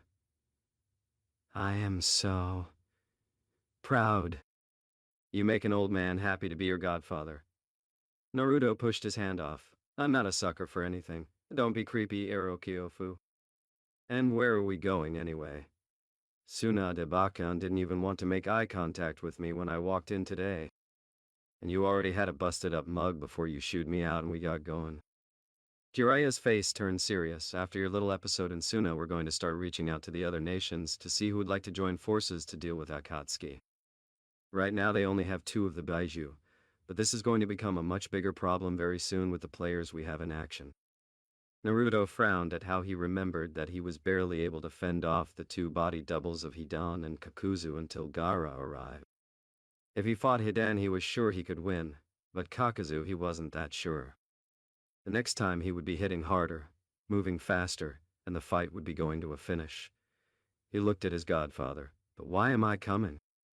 Aren't you way more important in the grand scheme of things than I am? How would bringing me even help you? Because, kid, you're the Jinchuriki that has had the most run-ins with the Akatsuki and has survived so far. You even took one of them out. Jiraiya explained, no matter what anyone wants to say to you about it, your input is important. So, Naruto started, where are we going? Jiraiya pulled out a map and pointed, to probably the only place with a Jinchuriki that is on good terms with you besides Suna. We're heading up to Kumo to start. At least we know that they'll listen to what we have to say before they kick us out of the country. Naruto nodded but had his mind elsewhere. What do I do from here, Iro Kyofu? I think I've hit the wall. I don't think I'm going to get much better than I am now. I can't seem to use any more of the Kyuubi's chakra, and from the way I was ragdolled in Suna, that won't be enough for a guy like Kakuzu, and he's not even the leader. A questioning look came from the old sage. What about the other one? Naruto waved him off. I already know how I'm going to beat that team. But between Hidan, Kakuzu, Itachi, and Kisame, this is looking like one steep mountain to climb. Then there's that Deidara that got away. He knows how I fight, so he'll be more dangerous if we meet again. Naruto sighed to himself. He had never asked this before. I need your help. You what now? Jiraiya asked, genuinely surprised. Naruto had never asked for his help, not once. Not to learn the Rasengan, not for training to improve his atrophied attributes, not to find out his lineage, not even on how to get a better rapport with his summons. Not anything. To be honest, he had been wondering when this would come up, if it ever would. The kid seemed like a problem solver. You need my help? For what? Naruto looked at his hands and balled his fists. I'm supposed to be Konoha's ace in the hole, the village's ultimate tool to protect it. Well, what good is a tool if it gets stolen by someone else? Gaara's stronger than me now. He's a Kage, and I'm just a Chunin. I was losing that fight against those 2 in the desert. It wasn't even a matter of being powerful. I was pumping out 3 tails worth of the Kyuubi's chakra and they kept coming. Kakuzu just seemed to step his game up that much better to compete, and Hidan just would not stay down. Naruto shut his eyes and walked ahead. People like to refer to Jinchuriki like me as monsters, as inhuman. Well then what do you call guys like that? Definitely not normal. They're all freaks, and they just get freakier as you run down the list of them. They're all prepared on how to fight me. They can find me anywhere in the entire world, and they can attack anytime they want to. He stopped and looked back at Jiraiya. How am I supposed to win when fighting at my best wasn't good enough? Jiraiya stayed silent until Naruto was finished, before walking up to Naruto and punching him square in the jaw. The shot sent Naruto flying off of the path down a hill into a field on the side of the road. Naruto pulled himself to his feet, wiping the blood from his lip and planning to retaliate when Jiraiya spoke. That's how. Jiraiya stood at the top of the hill looking down at Naruto, who finally stood up. You want me to magically show you what you need to do? Or do you want me to give you some miracle move that will kill all of your enemies in a split second, find the answer to world peace, and make it shower down gold coins all across the landscape? I can't give you the answer of how to stop these people, of what you need to do to beat them. If I had that, don't you think I would have told you, or better yet, used it myself so that you don't have to put your neck on the line? He pointed down the steep slope at Naruto. You walk up here right now. I don't want to see you jump, and I don't want to even sense you channel any chakra or you're going back down there. Naruto did as told and walked up the slope. He was knocked down. Climb was more of an accurate description, as by the time he reached Jiraiya at the top he had to use his hands to keep from falling back down. Jiraiya jerked Naruto by his collar and set him back on the road. This isn't supposed to be easy, Naruto. If it was, then someone else would have already solved the problem for you. If it was easy, then there would be a bigger problem out there that you would have to face. The only way to do this is to claw your way to an answer. You need to lower your head, grit your teeth, and plow right on through. You move along. Stop worrying about what will happen if such and such shows up whenever, and you're doing who knows what, and you aren't good enough. You get good enough, you find your own way to handle things, and I promise you, you can do this. I believe in you, kid. Jiraiya patted Naruto on the head and walked on down the road. You take it one step at a time. Just keep climbing. Do not stumble, and you're going to make it. That's how you're going to win. I'll be here to help you as much as I can, but if you ever give up like you were just about to again, I'll beat you back into your old brain-dead self, because at least he was stubborn enough to never quit. He had guts. Naruto followed Jiraiya in silence like a zombie from that point forward. Konohagakure no Sato, Hokage Tower. A knock on the office of Tsunade's door brought in Shizune with an uneasy look on her face. Tsunade-sama. Danzo is here to see you. Tsunade then understood the look that her assistant wore. Danzo was always a subject that she was sore on. She knew of his clashing of values against her sensei and predecessor Hiruzen Sarutobi, mostly over how Konoha handled its foreign affairs, but the thing with Naruto, she didn't know quite what to feel about it. Without Danzo training him and placing him en route, he would never have been as strong as he was when she first met him. But she was well aware that Danzo's detestable training methods were quite harsh. Ino Yamanaka's mental cleansing by her father after her match against Naruto years ago revealed what Naruto had to go through in training. There was also the fact that he had been very quiet, not bringing things to her, or even being seen in public outside of council gatherings. It was odd, the old warhawk not stirring anything up the way Jiraiya warned her he would the entire time he briefed her when he first brought her back to Konoha. Tsunade dismissed Shizune and informed her to send Danzo in as she schooled her expression for her meeting with the bandaged man. Danzo. What can I do for you today? Danzo stood in front of her desk, steadying himself with his cane. Tsunade-hime, I've come here today to discuss one of Konoha's assets with you, one that you are very well aware of. One Naruto Uzumaki. Tsunade planned on nipping this in the bud before anything could happen. She'd been planning on this for years. I will not let you take him, Danzo. He is doing just fine. He's more than powerful enough without your training. Danzo actually let out a chuckle. Would you send your Anbu out so that we can discuss this properly? Tsunade gave him a hard look before making a vague hand gesture. The atmosphere of the room changed, signifying that her guards were gone. Danzo cleared his throat and took a seat, still with his hand on his cane.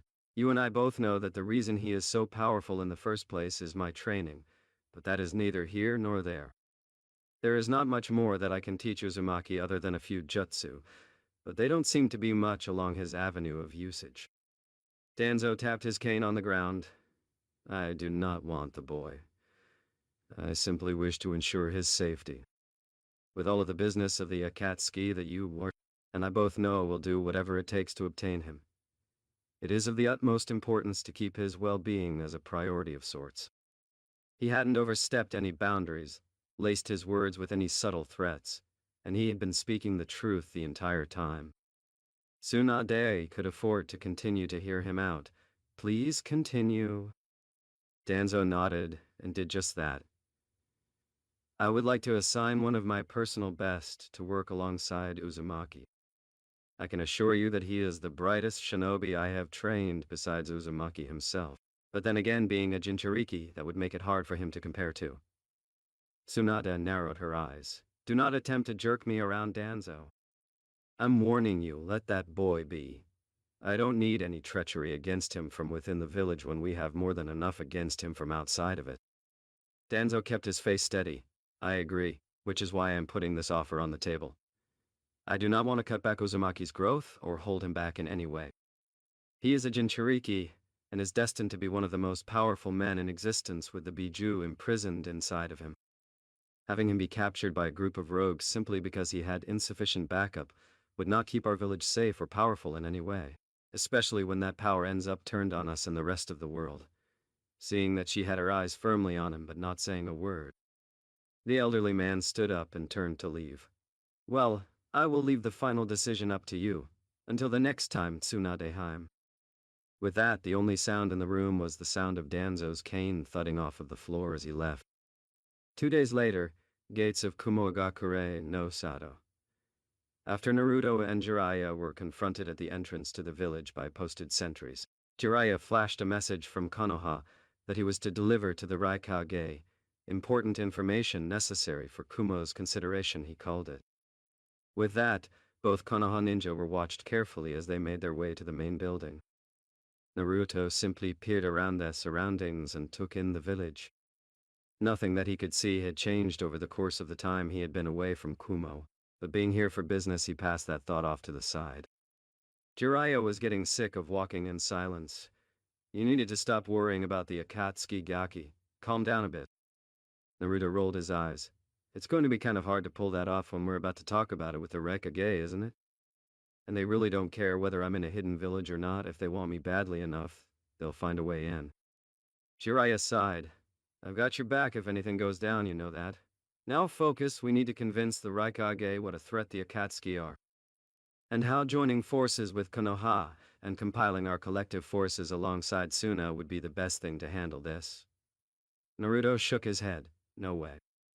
No way in hell this is going to work. We have about a snowball's chance in hell of getting one village to work with us. Iwa already basically told us to go fuck ourselves. Kiri's just getting over the civil war. No way we're getting help there, and Kumo is basically the only shot we've got, but this isn't going to work either. And why not you, skeptical brat? Jiraiya asked as they neared the tower. Naruto rolled his shoulders. The same reason that the Tsuchikage told us off. Because as of now, it isn't his problem. Kirabi and Yugi-chan haven't been targeted yet, so the Raikage won't make a move or else it might upset the status quo. Jiraiya shook his head. There has to be a leader out there with some foresight. If they come for you, what's to stop them from going after someone else? But you're right. The problem is going to be in explaining it to him. 3 hours later, Raikage's office. Standing in the background, Naruto listened as the conversation between the two elder shinobi droned on. As sat at his desk, decked out in the traditional Raikage garb of Kumo, listening to Jiraiya intently. The Sannin in question was seated in front of the desk with a look of seriousness on his face. The organization is beginning to make emboldened moves. They've made 3 attempts on Naruto since I've uncovered their existence, and may have the Nanabi of Takigakure and the Gobi of Iwagakure as I speak. Soon enough they will come for either your Nibi or Hachibi Jinchuriki. Some of the most notorious ninja in the world gathering together to capture demon vessels. You know that this can't possibly be for a good reason. The Raikage sat in thought for a moment before sighing. Jiraiya Dono, as grateful as I am that you have brought this concern to me instead of keeping the threat to yourself, I don't think I can put my support behind an alliance just for the sake of stopping a group of less than 9 shinobi, no matter how talented they may be.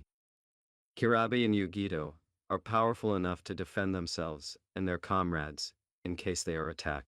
And clearly Uzumaki-san is too, if his still being alive and in one piece right before me is any indication.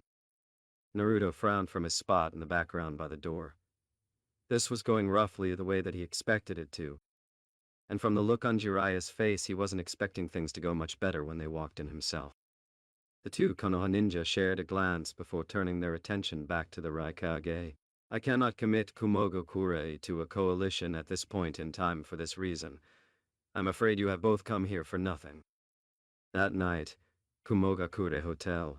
Jiraiya had turned in soon after they had bought a room for the night, as they had to get up early tomorrow and leave to return to Konoha to report on the results of their mission before Tsunade would decide whether or not reaching out to the remaining villages was a worthwhile endeavor.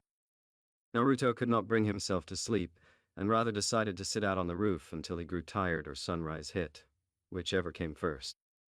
Naruto simply sat against the ledge of the hotel, pulling the sword on his back out of its sheath and placing it back in just so he could hear the sound of the metal sliding. The monotonous sound and action brought Naruto into a state of lucidity, drifting between consciousness. You sure look like you're having fun. A voice broke Naruto from his trance. He turned and saw an older Yugito standing on the ledge he was sitting against, waving cheerfully. How have you been for the last few years, Naruto-kun? Yugito sat down beside Naruto against the ledge and pulled her knees to her chest as she looked him over. He didn't look that much different other than being naturally bigger, that came with aging through puberty. Naruto looked over Yugito as well, coming to the same conclusion except that she was over 18 now. Busy. Very busy. We came here to talk to your Raikage about something, but since you found me before I left, I might as well tell you myself. You're aware of the Akatsuki, right? Yugito nodded. Not a whole lot is known about them, but I'm aware of the name. Naruto looked at her seriously. You need to look out for them. Black cloaks with red clouds. If you see people wearing that, then you had better either prepare for a fight to the death or get in gear, hightail it. They want the Nibi from you just like they want the Kyuubi from me. They'll pull it from your body and leave you a lifeless husk. Don't let them take you alive, Yugi-chan. Better yet, don't let them take you at all. Yugito frowned at the way Naruto was talking about them. Something was different about him here. He didn't seem to be as confident as he had been back when they had first met. What's wrong, Naruto? Something's changed about you. Is it Akatsuki? Naruto rubbed one of his exposed arms. These aren't normal people, Yugi-chan. You need to expect the absolute worst, most twisted things that you would never think humans could do to themselves or others. These are the boogeymen of the ninja world. Yugito turned away from Naruto and looked up. So you're scared? Naruto sat in silence for a moment. Yeah. Yeah, I am, but not for myself. If they can catch me, then it isn't my problem anymore, and there's no need to be afraid of what happens from that point because I'll be dead. I'm scared for all of the people close to me. I'm scared for Konoha itself. If anyone is looking to utilize the power of the Kyuubi for any reason whatsoever, it will be destructive, and it's going to kill a lot of people. I would be stupid to think that if I die and the Kyuubi is extracted, that things are just going to be all right for everyone in Konoha. My friends, hell everyone, they'll all be doomed. Yugito took in his words in silence and looked up at the moon with him. You know, if B were here, he would call you a punk ass and then cut you down in that terrible rhyming rapping he does, and I think I would have to agree. Naruto stepped over to her as she kept looking up. The moon is full tonight. It's giving off a very good light here on the mountain, Naruto-kun. She turned her slightly slitted eyes to her blonde companion. The light from the moon reflects in your eyes, and I can see your fear as clear as day. Not on your face, but in your eyes. The light reflects it as if you were saying it out loud to me. If one of them were to show up right now and fight us, your heart wouldn't be in it. You would be too afraid of the widespread consequences should you lose. Naruto clenched his fists. If I lose, then my village, the entire elemental nations are screwed, Yugi-chan. Even one of the bijou under their control would be catastrophic, not even mentioning that I have the most powerful one. To get all of them would mean Armageddon, pure and simple, no other way around it. So don't let them get you. She said simply, sometimes it isn't one big maze to find the answer, Naruto-kun. Sometimes it's just as simple as saying this is what's going to happen, and this is why I'm not going to let it happen. Just don't give them the satisfaction of getting you. Fight them tooth and nail. Do everything in your power to ensure that they don't take you, and if you fail, so what? You handled the situation the only way you could, but the thing about it was that you weren't scared out of your wits to fight back. They're human too. They can be beaten just like you or I can. We have demons in us, and we've been beaten. It's just a matter of going out and getting it done. Naruto laughed humorlessly. You say it like it's that easy. Because it is, she asserted firmly. When you fight, fear isn't necessary or even reasonable for us in that situation. No victory against an enemy of that magnitude can be born of fear. When you dodge, you won't let them hit you. If you protect something, you won't let it die. And if you attack, you will kill them. After all, she said, giving Naruto a faint smile, when you fight them, you'll sure be seeing their resolve to kill you, and to harm everything you care about. Naruto stared at his fellow Jinchuriki as she stood up and stretched out widely before kneeling down to his level with a smirk. Think about it, Naruto-kun. Because when I fight them, I'll be thinking the same thing. Yugito leaned in and kissed him on the cheek. I won't let them harm you. With that, the Kumo Jonin left Naruto alone on the roof to his thoughts. Naruto turned his eyes back up to the moon for the longest time after being left alone. He thumped the back of his head off of the ledge and sighed to himself. What the hell is wrong with me? One little lackluster fight and I can feel my nerves slipping. What kind of shinobi am I? The late-night streets of Kumo were traditionally empty as a village-wide curfew was in effect on most days due to Kumo's constant militarization. Shinobi would patrol the streets, keeping watch over the citizens and ensuring their safety. This was what Yugito had been conditioned to know as a fact as she strolled through the streets alone on her way back home. The feeling of being followed is common for most people, but when you are a ninja you kind of have to give that feeling a little bit more attention instead of chalking it up to simple paranoia. Because in that line of work, your paranoia is based on a well-founded fact that you are never truly safe, not even surrounded by shinobi of your own home. Yugito stopped in place and bared her teeth in annoyance. Okay. I'm tired. It's been a long day. And I need to get up early tomorrow. Whoever it is that has a problem with me can come on out and either do something about it or go away. Two men in red cloaks and straw hats revealed themselves from the shadows, one with a three-bladed scythe on his back. You are Yugito ni, are you not? Yugito smirked as a nervous sweat worked its way to her face. Well then, it looks like I have some admirers. A friend of mine told me you would be coming. Now let me show you what I do to stalkers. Yugito ran through the tunnels of the sewer system of Kumogakure, breathing heavily as she shot a quick look behind her. This is such a bad idea, she said to herself, but thought otherwise. But I can't just fight in the middle of the village like that. I would destroy so much of it just trying to defend myself. She stopped in the middle of an open area where several tunnels lead to, making it something of an open-air central chamber. As she looked around her new setting, Yugito was forced to dodge a scythe attached to a cable that landed in the center of the water in the room. Are you going to stop running now because this chasing shit is getting irksome? One of the cloaked men said as he took off his hat to reveal slicked-back silver hair. You did good to dodge that, though. But I am the slowest member of Akatsuki, so that isn't saying too much. She did us a favor, Hidan. The other said it as he took off his hat to reveal a mask-covered face, with only his strange eyes with green irises and red sclera visible. Down here there is less of a chance of the Kumo ninja interfering. Hidan let out a laugh. Yeah, too bad about that. I can't kill her, so slaughtering the droves of fools that came to stop us would have been the only thing I would have enjoyed about this whole thing. He shrugged carelessly as he picked his scythe back up. Oh well then, shall we do this already, Kakuzu? Kakuzu growled at his partner. You should take her seriously. She is the Nibi Jinchuriki after all. She could kill you. Don't be stupid, Kakuzu. Hidan said, You know there's nothing that can kill me. And even if she could, good for her. He pulled a strange amulet on a necklace out. But let me start this out with a prayer to Jashin-sama. Kakuzu rolled his eyes. You really piss me off with all that praying. Hey, you asshole! Hidan snapped at Kakuzu. It's a part of my religion. Yugito smirked nervously, still trying to show her bravado. You both walked right into this? Do you really see me as that little of a threat to you? Fine, then. Yugito made a hand seal that activated an explosive node above the tunnels they had taken to get to the chamber. I brought you down here for a reason. A fight between us would destroy a lot of the village, but this sewer is far below the peaks of the village. We won't be hurting anyone by fighting down here. Kakuzu chuckled. A patriot, huh? I remember when I used to be like you. One day you'll see what that gets you. More specifically when we're pulling your Baiju from your body and no one comes to save you. Then you'll see how much your beloved village cherishes your life.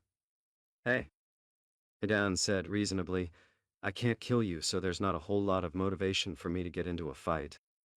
Why don't we just talk this out and you come quietly with us? You don't have a chance to win.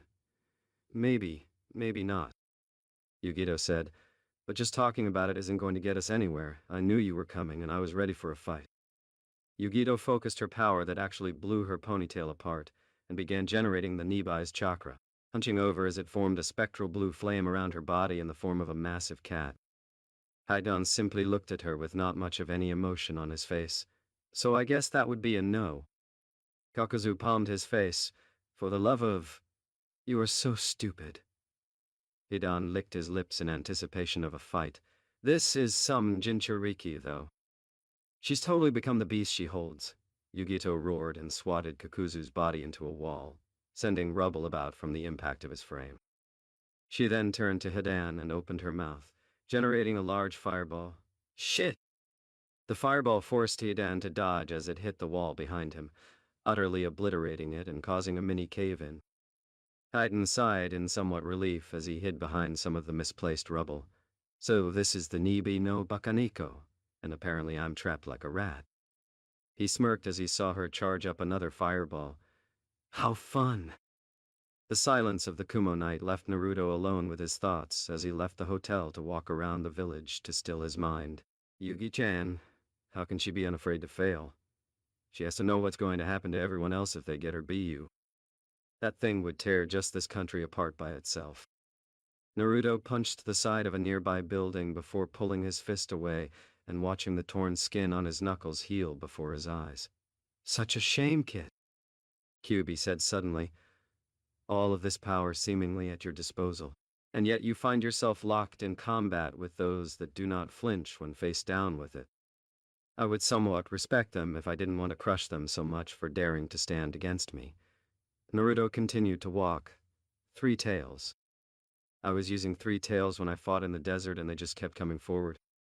It was like the more power I was pumping out, the better acclimated to the situation they seemed to be.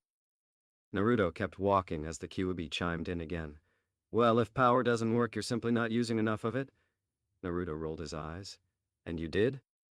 Tell me how that worked out for you over the past 100 years. Because without a Jinchuriki, you were a raging monster incapable of any rational thought other than to destroy. A low chuckle sounded out in his head. You say that like it's a bad thing. It is a bad thing, you bucka fox. Naruto roared inside of his mind. That's what the problem was the entire time. I'm a ninja first and a Jinchuriki second. I was trying to outmuscle them the entire time, and while it may have seemed like it was working, they had a tactic. For the love of God, these guys have been preparing to take down 8 others just like me. They had to have been prepared in the event of one of us going all out and releasing our demon on them. So what are you saying, boy? Kyuubi questioned to him. Naruto clenched his fist. I need to fight them the way anyone else would fight them, not like a demonic juggernaut. I know I'm a good enough ninja to beat any of them that come my way. I have to believe that. I already beat one of them after all. How hard could the rest be? At that, Naruto felt the ground shake slightly. What the hell? An earthquake? Up here? Not an earthquake. That is the sign of a fight below the surface. Naruto frowned. It's 3 in the morning. Who would be fighting right now? The Kyuubi would have slapped Naruto if it could. I don't know. Maybe someone that didn't want to get caught fighting? Use your head, you fucking simpleton. Now get your ass to the side of the battle and find out what that was. Naruto grit his teeth. Kiss my ass, Kyuubi. Now help me remember the schematics to this place. How do I get underground from here? The chamber in the sewers that Yugito had led her enemies to was now open-aired after the battle that had taken place. Hidan lay down in a symbol of joshing with black skin and white markings making him look like a skeleton. He lay still as if he were dead with a spike sticking out of his chest. Gokuzu sat on some nearby rubble from the fight against Yugito as he impatiently watched Hidan's unmoving form. Hidan, it's been 30 minutes. Aren't you done yet? Hidan seemingly sprang back to life as he looked over at his Nukenin partner. Oh, shut the hell up, damn it! Don't mess with me while I'm doing the ritual. He reached up and pulled the spike out of his chest. Ouch. Kakuzu sighed as Hidan stood up off of the ground. You do this yashing ritual stuff every time? Can't you just skip it every once in a while? Hidan dusted himself off and wiped some of his blood off. It might be annoying to you, but it's a part of my religion. It's necessary since we didn't kill the Jinchuriki. He pointed at Yugito, who was pinned by both of her hands to a wall with a long pike. Kakuzu snorted. We're just lucky that she led us so far away from the village in the tunnels that you could get away with this. If no one came for her during that fight, no one will be coming at all. He stood up and began making his way over to Yugito, who was unconscious from her wounds. That cat set you on fire about 3 different times. That was actually entertaining to watch. Hidan snapped. That shit actually hurt, you know.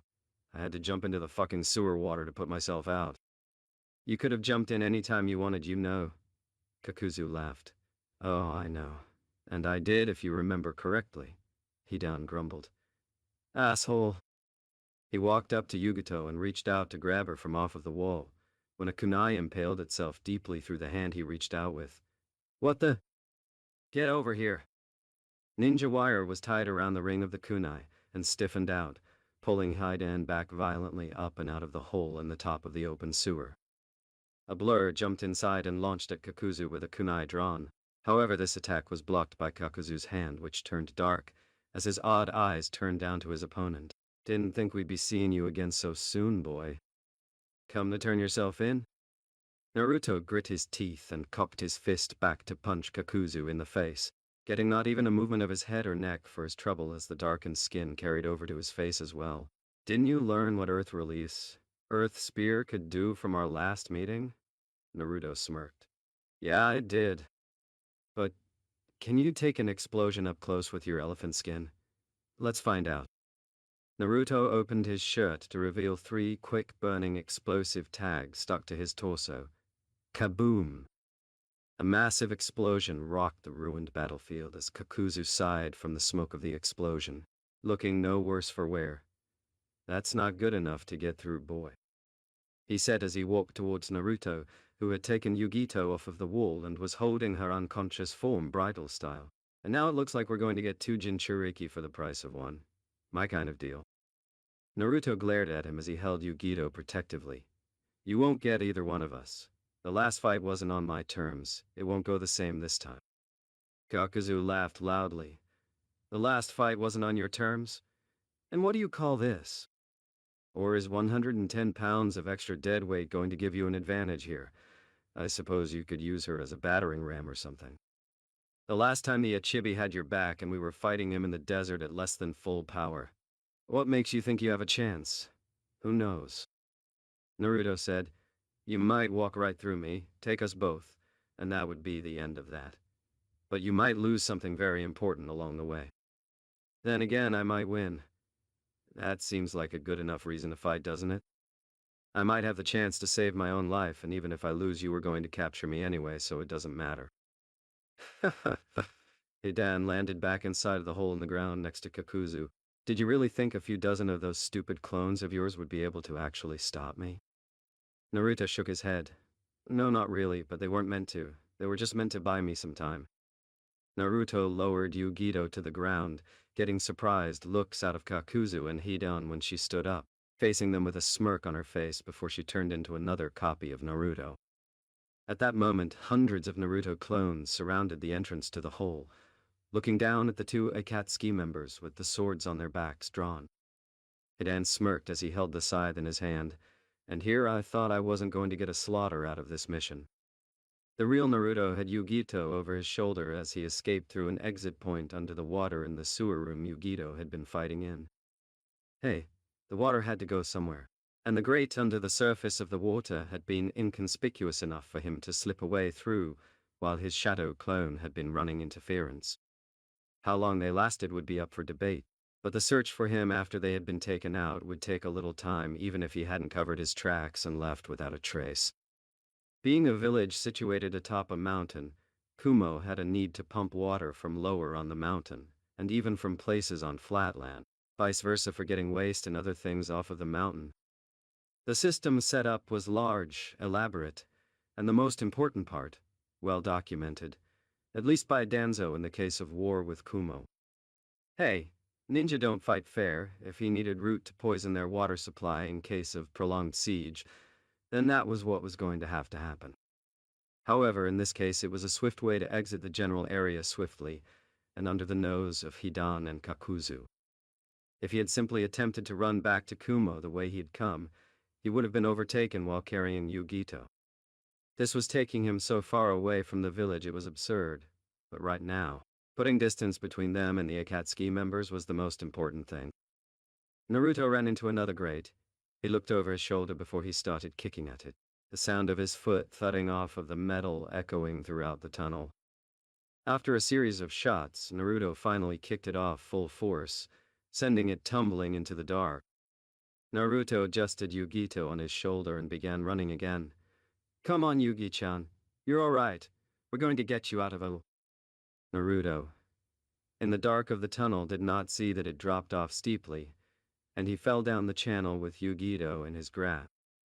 A series of threads simultaneously impaled the bodies of several of Naruto's clones, dispelling them immediately. What an annoying diversion. You have to finish them all off or they might get a lucky shot on you. I'm not losing one of my hearts to a damned clone. Hidan scoffed as he placed his scythe on his back after exterminating the last of Naruto's shadow clone. That was a complete waste of my time. There wasn't any blood or anything. I'm gonna cut that brat's legs off when we catch him. Calm down, Hidan. Once we have him cornered, we'll have him right where we want him. Kakuzu assured him he won't be able to get very far with the Nibi Jinchuriki as injured as she is. He's going to need to find somewhere to treat her wounds to keep her alive very soon. Hidan growled. He's probably halfway to Kumo by now. We'll never catch him before sunrise. Kakuzu shook his head. If he took the direct path, I would be able to catch him. But he's not that stupid. Any other way he could possibly take would lead him far away from Kumo once he escaped here. Hidan let a smile slowly spread across his face. So you're saying that for all we know, the little bastard could be miles away from Kumo instead of a hair's breadth away? Well, what are we waiting for? Let's hunt down our Jinchuriki. Naruto was on his hands and knees, panting as he had just pulled himself and Yugito from a water source halfway down the mountain range, and was now getting his breath back. Naruto reached over and felt for Yugito's pulse, sighing in relief as he felt a steady one. It was slower than expected, but it was steady. He also felt to make sure she was breathing. Luckily, he didn't have her underwater for long enough to have it affect her. Naruto ran a hand through his soaked hair. God damn it, Yugi-chan. Wake up! I need you awake. What to do? He could begin the long trek back to Kumo, but any idiot would be able to ambush him on the way, and he knew that his enemies were far from stupid. At least Kakuzu was. No one survived to be 91 and a still active ninja by being a damned fool. If he went back to Kumo by himself, he was as good as handing Yugito over to them on a silver platter, himself as well. He could try and make it to the Valley of Clouds and Lightning, but Karabi obviously wasn't anywhere near Kumo, or else he would have heard him by then. And besides that, it was on the other side of the mountain range. He would have to go around the mountain to circumvent a direct path to Kumo, which would have left him as much of a sitting duck as heading straight there would have. Naruto frowned as he looked over Yugito's wounded frame. Her hands had been impaled when she had been pinned to the wall. Her top had multiple slashes all over it, revealing wounds all about her body from Hidan's scythe, he presumed. A few stab wounds as well. She had lost a lot of blood. He could feel torn muscles in her calves and biceps and could even feel a floating rib. They had worked her over to put her down. What a mess. What the hell am I going to do? He said as he moved the hair from Yugito's face. Naruto stood up and carefully picked Yugito up before setting out again. Where was there to take her? He needed to get her somewhere to help her. If he just kept going like this without stopping to treat her, she might take a turn for the worse. QB, any ideas? I'm drawing a complete blank here. I'm not used to running away. You need a hiding place and a way to contact someone. You have the means for one of those things, but if you do that here, you'll be a beacon for the masked one. He'll feel you generate the chakra from wherever he is. QB said, as loath as I am to watch you flee like a coward, it is the only option open to you at the moment. It would be 2-on-1 and you have the girl to protect. A fight while Yugito is unconscious and unable to even defend herself would be the worst-case scenario. If she would wake up, he could have a better chance if a fight were to break out. Hell, he could pick her brain for somewhere to go that was safe right now if she were awake. You have a base, you know, Kyuubi said suddenly, surprising Naruto. What are you talking about? What base, and how is it my base? Naruto thought to his inner demon. The Kyuubi huffed audibly before responding. What I mean is that there is a root safe house not far from here, I would say 2 hours out. The same one you used years back as a child on your mission in this country. Go there. Naruto's eyes lit up and he looked at Yugito hopefully. Hold on, Yugi-chan. We'll get you some rest and help in just a moment. We just need to find it first. Time passed and the luck that Kyuubi's memory was able to guide Naruto across the mountainside to a safe area held out as Naruto ran in the midst of the fading night with his fellow blonde demon container being carried in his arms. Why isn't she healing? If she were me, at least the wounds on her hands or some of those on her body would have come close to healing up by now if nothing else. Kyuubi chuckled in Naruto's mind. All Jinchuriki do not share the same traits. Your rapid healing, massive chakra reserves, and immense natural strength and stamina are all results of your bond with me. The female has skills of her own from the Nibi, but you do not share the same attributes attributed to the demons you contain. Damn! Naruto said. I was banking on her being able to heal up without much treatment. I'm no medic. At best all I've got is battlefield medicine skill, and all that will do is keep her alive. She won't be in any condition to fight in case we get attacked again. Naruto kicked a risen rock column, sliding it slightly, and revealing a trapdoor hole in the ground that he dropped down in with Yugito before the hole shut, leaving them in the dark area that Naruto navigated by keeping his back against the wall and walking along, keeping his senses aware. As he came through an entryway, a small whooshing noise came before the room was illuminated by numerous candelabra along the rock walls of the room. Naruto laid Yugito down on the ground and slumped against a wall, sinking to the floor next to her. He pulled a scroll from his pocket and unsealed a bedroll as well as a series of prepared packs, reaching for the one with the medical symbol on it. Kid. Kyuubi's voice cut through the silence. Fix the female in a moment. Inform someone of the situation for the time being. I will not be captured due to your negligence. Naruto frowned but nodded as he bit his thumb and made the necessary hand seals, summoning jutsu. Kumogakure no Sato. Sunrise. Daybreak was beginning to show itself in the mountaintop village of Kumogakure no Sato, and one could find one of the most legendary ninja of his time, Jiraiya of the Sannin, the fierce toad Sennin, asleep with his entire body lain askew on his futon. As he slumbered through the sunrise, a faint pull in the back of his mind stirred him from his 40 winks. He sat up out of instinct and bit his thumb before making a small set of hand seals before mumbling out his technique, summoning jutsu, and falling backwards onto his futon once more to remain in the land of the quiescent. A human-sized orange toad with a blue vest appeared in the room, looking around only to see the source of his summoning out cold. Jiraiya, wake up! He shouted, not even getting a twitch of a toe from the man. Seriously? Get up already! Naruto's in it deep right now, and he needs some help. Jiraiya heard Naruto's name and sat up, still dazed and confused. What? Naruto, huh? What about the Gaki? What's the matter? He rubbed his eyes and noticed the huge toad in his room. Gamakichi, what's going on? Did I summon you? His response was a stream of water from Gamakichi's mouth to his face. What the hell? Are you awake? The young toad asked impatiently. Good. Now listen up, Naruto Neie is trapped outside of Kumo with the Nibi Jinchuriki who is injured. 2 Akatsuki guys were here to take her, and Nii-chan got her out of there before they could take her. Get up and I'll be able to lead you back to where he summoned me. Jiraiya's face turned serious throughout his explanation of the situation, and at the mention of Akatsuki, let me get dressed and we'll get out of here. With Naruto and Yugito, Naruto had done all that he was able to for Yugito. He had bandaged as much of her body as he could while allowing her to maintain her modesty, as well as her hands. She still needed a medic nin for those, because from the damage she had taken he could swear that her hands would have had nerve damage. For the past hour after fixing Yugito up, he had been going through his weapons and ninja tools for when Hidan and Kakuzu found them again. When they attacked, he would be ready, and he had a plan to even the playing field, but he would have to be fast and accurate for it to work. He would only have one shot to make his move, and once they knew what he was going for, they would never let him pull it off. A change in Yugito's breathing pattern alerted him to her regaining consciousness. "Welcome back, Yugi-chan," Naruto said with a smile. "We almost lost you there for a moment." Yugito's eyes opened and slowly widened once she heard Naruto's voice. "Naruto-kun? What about the two Akatsuki guys? Did you beat them?" Naruto laughed humorlessly. "I wish it was going to be that easy. All I could do was get you out of there and run away.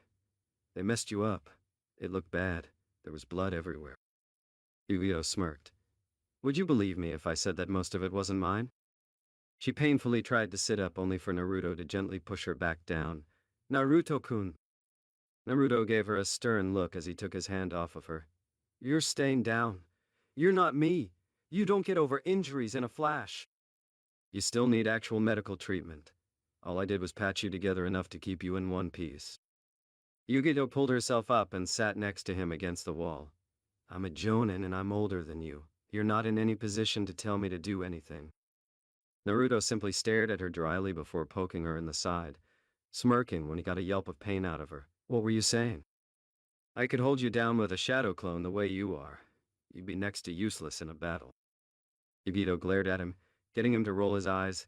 "The entire point of me showing up in the first place was to keep you from being caught. If you get right back up and fight them again, then this was for nothing." Yugito's eyes softened. "One of them can't die. All of the blood that you said you saw, most of it was his. You were right. They're monsters. The one guy couldn't die and the other..." She rubbed her bruised cheek. "I've never been hit so hard in my entire life. They took me on when I was using the Nibiai's full power. And that was your mistake," Naruto said to her. "I went 3 tails when I fought Hidan and Kakuzu the first time because it worked on somebody else I had fought. But you aren't going to brute force these guys.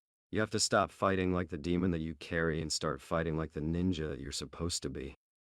When a group of people dedicate themselves to capturing demons, you have to believe that they're prepared to handle way more demonic power than you can pump through your body." Yugito raised an eyebrow at her blonde comrade in arms. "So your plan is to..." she questioned. Naruto grinned at her. "Fight like an elite shinobi, with control, skill, and finesse. I'm not going to bully these guys, and I'm going to get hurt to win." A chuckle came from him. "That's if I win at all. But who cares? You fought, you lost. If I lose, then it won't really matter because we'll both be dead, right?" Yugito's sweat dropped. That's really dark, Naruto-kun." Naruto shrugged. "Battlefield humor, Yugi-chan. All battlefield humor is dark by nature." She pouted and leaned against Naruto's shoulder. "I'm still fighting, though. You won't beat them alone. 2 Jinchuriki are better than 1, and I said I was going to protect you, didn't I?" Naruto shook his head amusedly. "And where's the chivalry there?" "Well, if you're dead set on fighting, get as much rest as you can. Because they'll find us sooner rather than later, and I want you able to at least throw a kunai straight." Yugito shut her eyes and wrapped her arms around herself. "Just don't hold me back, Naruto-kun. I don't want to have to save your ass during the fight." "Like I saved yours," he quipped as he found his own eyes slowly closing. "Kiss my ass," Yugito mumbled. Naruto smirked with his eyes closed. "Maybe after we get out of this, Yugi-chan?" Naruto never saw the blush fill Yugito's face from his comment. "With Hidan and Kakuzu. Where's that fucking brat?" Hidan yelled as he and Kakuzu made their way across the mountainous wilderness of the area around Kumo. "We're in the middle of nowhere. One other guy and a billy goat have passed anywhere near us, and that's it." Kakuzu thought to himself while his partner continued to gripe. He isn't running towards or away from Kumo. He's hiding now. Instead of running and eventually getting caught like he knew he was going to, he found somewhere to hide to wait us out. Kakuzu chuckled. Desperate, isn't he? Hidan looked at him strangely. Hiding? Where could he possibly be hiding? I'm certain that Kumo wouldn't allow places like that so close to their village. We're not even 40 miles away. Are you sure the kid isn't just on the run? Kakuzu nodded. I'm absolutely positive because it's the better option to hide right now. And every village has a few cracks in its security system. We got in after all, didn't we? Hidan laughed. Yeah, but all we did was just kill all of the guards. We basically walked right through the front gate. He continued to laugh even harder. And now there aren't even any pitiful guards to try and stop us. The two men continued their search across the mountain for Naruto and Yugito. Kakuzu grunted. We have to find and capture them soon. It won't take long until Kumo finds out that something is amiss, and they find the ruins from our fight with their Jinchuriki. Then it would be too risky to stay any longer. Kumogakure no Sato. Raikage's office. What do you mean Yugito is gone? I roared, slamming his fists into his desk and pulverizing it. How could someone just get away with Yugito right under our noses and no one was the wiser about the whole situation? The Raikage's assistant didn't flinch in the face of her enraged commander. Darui and C found the signs of a major battle just outside of Kumo. However, there was no indication of exactly where she or her attacker had gone after the struggle ended. The fourth Raikage felt like punching a few new holes in his office. Who the hell could do something like this to Yugito? And this is terrible timing. Kirabi isn't in the village right now either. We need to scatter our forces and search for her immediately. How can she just vanish? Because my apprentice is with her, Jiraiya said as he cracked the door to the office. Naruto is with her. I turned to glare at Jiraiya, barely holding back his killing intent. And you would know this how? It's too much of a coincidence that the day after you send me a warning about a group that kidnaps Jinchuriki, our own gets taken. Jiraiya's eyes took on a hardened glance at the towering Kage. Don't begin to insinuate what you're thinking. Naruto is keeping her away from the people that attempted to take her. He's stuck somewhere outside of Kumo by himself, keeping her hidden until someone can find him. However, if he finds himself in a fight, he will be at a decided disadvantage. There are two of them, and he's alone with your wounded Jonan. Then what are we waiting for? I said. Lead my forces to your student and Yugito, so that we can keep them safe. Jiraiya sighed and leaned against the doorway. I wish it were that simple, but my toads aren't much for tracking. And if you couldn't find any trail of them either, then that means Naruto did too good of a job of covering his tracks when he escaped. I can't really blame him given the circumstances, though. I looked over at his assistant. Send out the order to scatter our forces out along the countryside to look for Yugito Nii and Naruto Uzumaki. Stop and question anyone in sight that is traveling in that area. His assistant nodded and exited the office in a hurry to relay his orders to Kumo's shinobi force. I turned his attention to Jiraiya, who still stood in the doorway, utterly serious. How legitimate a chance do you think the two of them have by themselves out there? It depends. Jiraiya simply stated, it depends on whether or not the kid is sick of playing the victim and switches over to playing executioner. A groan came from Jiraiya's mouth at that moment, and for my sake he'd better turn into the executioner quick, or else Tsunade is going to castrate me barehanded if he gets himself caught. Naruto and Yugito. 2 hours later. Yugito was seated with a heated face as she had her shirt off and her back turned to Naruto. Are you done yet, Naruto-kun? This is embarrassing and the ink is cold. Naruto was drawing a major array on Yugito's back, one that matched the one that was currently drawn on his bare chest. A circular formation around his heart. A trail of kanji leading from his heart to the other side of his chest, and an overlapping straight trail resembling a DNA helix ending in a significantly larger kanji surrounded by another circular array. Just keep holding still. You're lucky I can do this on your back too, or else I'd be getting a primo view right now. Be lucky that I'm not Iro-saning, or I wouldn't have even given you the option. Naruto-kun, and I don't even know who that is. Yugito said indignantly. Besides, we're in the middle of something serious here. Naruto grinned as he continued to make his seal on Yugito's back. Oh, come on, Yugi-chan. It's just you and me. We're all alone in this dark, hidden cavern. You're shirtless. I'm shirtless. We're about to die, more or less. If there's anything you want from me, then now's the time to ask, he hinted, wagging his eyebrows. Fine, Yugito said, seething and blushing hard. What I want is for you shut the hell up and finish this seal so I'm not worthless when the fight starts. Now hurry up and stop flirting with me. Naruto held back his laughter so that he could focus on the task at hand. Sorry. But if you knew who my sensei was, and you knew what he was really like firsthand, you would know why I'm hitting on you.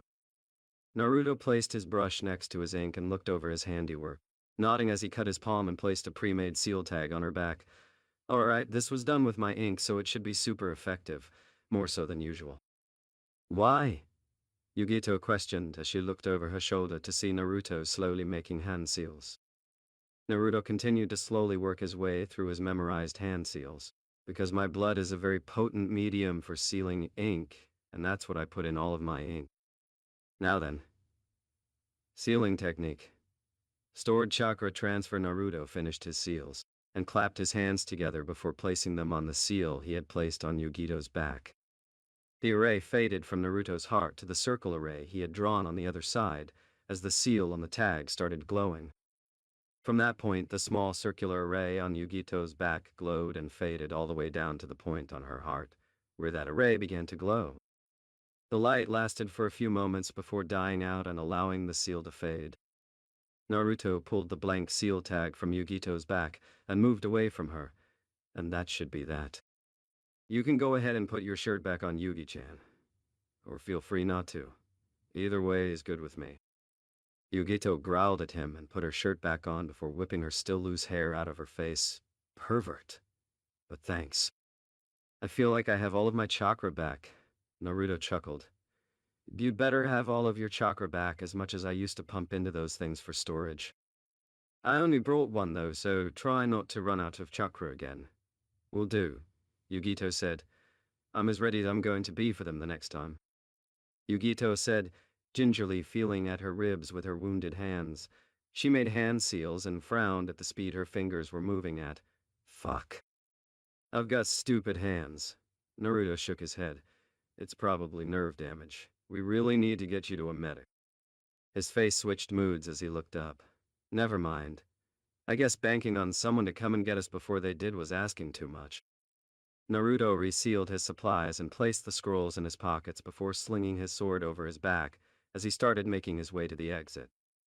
Yugito grabbed his arm and turned him around abruptly, pulling him towards her.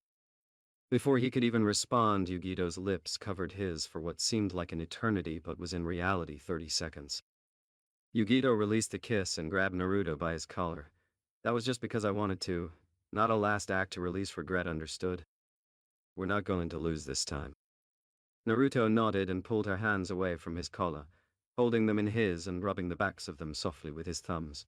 If it starts looking bad, you cut out and run towards Kumo as fast as you can, got it? If I go down, you leave immediately. You don't try to get me away from them, you don't even try to fight them. You run? Yugito opened her mouth to dispute when he cut her off. You run. Yugito's response died in her mouth and she simply sighed. Okay, Naruto-kun? I'll run. Naruto nodded once more. Good. Now let's get this over with. Hidan kicked aside some loose rock while Kakuzu simply looked around calmly. Are you sure this is where they are? Kakuzu glared at his partner. I wouldn't have dragged us over here if I wasn't. He thinks his shadow clone were so well hidden, the little bastards never saw it coming. They were his lookouts as security measures, and that means he's around here somewhere. The area was a relatively flat rock field. Lots of uprisen formations and no flora about, nothing but hard earth, taking Kakuzu's word for it at face value. Hidan pulled his amulet from around his neck and closed his eyes as he began to pray for forgiveness, as he was not allowed to kill Naruto or Yugito in the forthcoming battle. Earth release. Inner decapitation skill. A pair of hands locked themselves around Hidan's ankles and pulled him under the solid rock, leaving him stuck up to his neck. Naruto came out of the ground directly in front of him. What the fuck is the big idea, you lowlife heathen? I was praying to Jashin-sama. Naruto drew his sword from his back. Sorry, I don't really fight fair. Before he could attempt anything on Hidan, a series of black threads tried to impale him where he stood, forcing him to begin dodging as he saw the threads drive through rock, and knew from his clone's experiences that they were very dangerous. Kakuzu's threads were chasing after Naruto from under the sleeves of his coat as he tried steering the young Chunin away from his partner. Even though there wasn't anything he could do to actually kill Hidan, putting him back together after Naruto did whatever he was going to try and do was still going to be a pain in the ass. As he attacked Naruto, a hole opened up in the ground behind him, revealing Yugito, who jumped out and threw a kick at his head that he dodged. Yugito followed up upon landing back on the ground, and threw a set of shuriken at him that made him jump into the air in order to dodge. Wind release! Violent wind palm! A wind from Naruto changed the trajectory of the shuriken that Yugito threw to rising above Kakuzu. Kakuzu saw this and sighed. Not again. Yugito made a few hand seals before calling out her jutsu. Lightning release. Lightning shuriken. From the shuriken flying overhead, bursts of electricity snapped down at Kakuzu, who was able to avoid every attack. He had already seen this jutsu in the desert against Naruto, and his was far deadlier in its usage. Hidan wriggled and squirmed as hard as he could to free himself, but the ground wasn't loosening up. It wasn't soil. It was solid rock, and he cursed Naruto for taking advantage of his rituals to get such a cheap shot on him. Kakuzu outlasted the lightning jutsu from Yugito and dashed towards her, who in her injured state was unable to stay out of Kakuzu's speedy clutches and wound up grasped by the throat by the tall missing nin. Yugito clutched at his outstretched arm as she felt him rob her of her oxygen. You were very aggravating to run down. Do you know that? His monologue was cut off from going any further by Naruto attempting to run him through with his sword. Kakuzu shifted out of the way and threw a kick at Naruto, who moved his sword to take the kick that still managed to push him back roughly 15 feet before he was able to ground his feet to a stop. Just how strong is this son of a bitch? He's just as strong as me, and he's got the size to bully me around if it comes to that. Yugito was still in Kakuzu's chokehold and tried fighting him off by trying to dislocate his outstretched elbow with punches, but he used his free hand to hit her in the body, robbing her of even more air and forcing her to cough up blood. After delivering the hit to her, she burst into smoke, and Kakuzu found himself holding Naruto around the neck instead, and he was none too pleased. Naruto brought his blade down and cleaved the arm of Kakuzu off, freeing himself, only to find that Kakuzu's arm quickly reattached itself due to a thick bulk of black threads that reconnected the two segments of his arm. Yugito was gasping for breath over by herself behind the cover of rock, with protection from two of Naruto's shadow clone. Cough cough, I think he was right about the whole boogeyman of the ninja world thing. God, what a monster. She held her neck gingerly, feeling the bruise that simply being in Kakuzu's grip left. So that's the Earth Grudge fear, Naruto said as he set himself back in a ready stance to face off with Kakuzu. At least now I know what to call those thread things of yours after our first encounter. Kakuzu shook his head. Listen, kid. We've wasted enough time getting the Nibai. We're already late, so how about this? You simply let us take her and we'll let you go for now. We can't seal your Baiju until last anyway, so we can just pretend we never encountered you. You don't even need to fight. Naruto kept his eyes locked on Kakuzu. I could do that. Some would say that I should do that, but I'm not going to. You either take me and Yugi-chan, or you don't get either one of us. And either way, you're in for one hell of a fight. I won't just let you have her. Fair enough, Kakuzu said before his skin turned dark and he launched a punch at Naruto extended with his threads.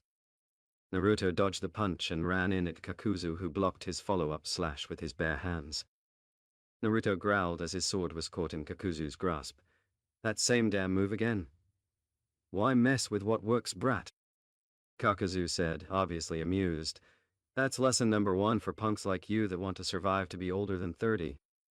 Naruto tugged in vain to free his sword from Kakuzu's grip. Surviving older than 30? That doesn't sound very fun. Naruto channeled lightning chakra to his hand and attempted to place it on Kakuzu's arm to help him free the Saninki no Ken.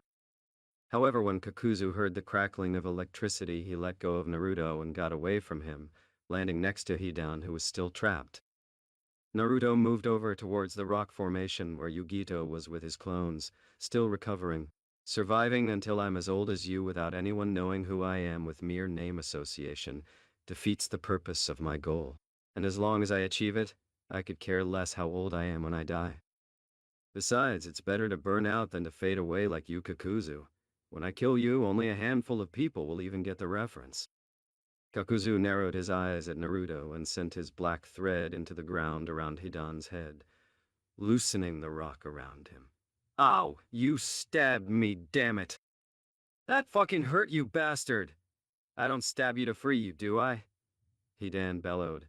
Kakuzu pulled him out abruptly. Shut up, Hidan. First of all, I never get captured in the first place. Second of all, if you stabbed me, I would tear you apart and sew you back together backwards. And lastly of all, I'm sick of playing around with these brats. We take them down now. Hidan licked his lips anxiously. Now you're talking my language, rag doll. Get over here, brat. The silver-haired Nuknin rushed at Naruto, drawing his three-bladed scythe from his back and swinging it once he found Naruto within the long weapon's range. Naruto started parrying the strokes of the scythe with his sword only to realize that the scythe was obscenely dangerous. It didn't take much for that thing to cut him, but it wasn't as deadly as it could be. Like killing him wasn't really the point of using the weapon. After a ducked swing of his weapon, Hidan lifted it to block an incoming set of shuriken from Yugito, who threw from behind cover. Naruto took advantage of this and stabbed his sword into Hidan's foot, pinning him in place before pulling out a kunai and driving it down into his other foot to immobilize him. Hidan swatted Naruto back with the pole end of his scythe, but was unable to do anything else to follow up, as simply that movement caused him to lose his balance. Naruto growled and grabbed onto the arm holding Hidan's scythe, keeping his other hand free to pound the daylights out of the Akatsuki member. Naruto was stopped from pulverizing Hidan when Kakuzu kicked him in the side, sending him flying off of his partner. Kakuzu pulled both weapons from Hidan's feet and tossed them aside. And once again I step in to save you from certain doom. Start thinking before you put your attacks together. Hidan spit blood from his mouth and worked his jaw with his hand. Shut the hell up, Kakuzu. All that did was piss me off. That punk can't kill me and you know it, he's just wasting his own time. Naruto bounced off of the side of a rock and landed next to Yugito and his clones. He groaned and shook off the cobwebs as he looked over at Yugito. Do you feel any better, Yugi-chan? Yugito pulled him up into a seated position. My ribs are sore, but I'm okay. What about you? Naruto rubbed his side. Why the fuck does Kakuzu hit so hard? It's like getting nailed by a hammer. One of Naruto's clones peered over the rock and paled. Boss? You might want to move right now. It then dispelled so that he could relay what he saw without saying anything, and Naruto got the message instantly. The blonde male Jinchuriki picked up his older female counterpart and beat a hasty retreat from the formation just in time to see it pulverized by a small fireball that erupted into a torrent right where they were just sitting. Naruto cringed at the feeling of getting burned alive by the ninjutsu that had engulfed his clones. Naruto set Yugito down and looked over at Kakuzu, who had called out one of his thread creatures with the mask on its face. However, it looked very different from the one he had fought in the desert, but that was not the point. The point was that it was now effectively 3-on-2 and one of the two was hurt. Can you generate any of the Nibi's chakra safely? We need some more kick to our attacks, Naruto asked. Yugito nodded. Yeah, but when using all of the Nibi's chakra, I can't use any jutsu. Naruto rolled his eyes, then don't use all of the Nibi's chakra. Just pull out enough to make these guys sweat at your speed and power. You do get faster when you use the Nibi's chakra, don't you? Yugito hit him on the arm. Do Naruto-kun. Well then, turn up the heat already. We need an edge here. Naruto yelled as he dug deep and pulled out a tail of Kyuubi's chakra. I start overloading stuff at 2 tails, and at 3 tails, there's only one normal jutsu I can really use. A blue aura wrapped around Yugito's body. However, instead of looking like a tail the way Naruto's did it, took the appearance of a still burning flame. I only have 2 tails to work with in the first place. She looked over at Naruto. So do you have anything in your repertoire to let them know this is serious? Naruto grinned at her. Do you? Both Jinchuriki grinned evilly and began generating massive amounts of their respective chakra while making hand seals. Fire release, fire dragon missile. Wind release, god wind pillars. And that's it for the video. Until next time. Later.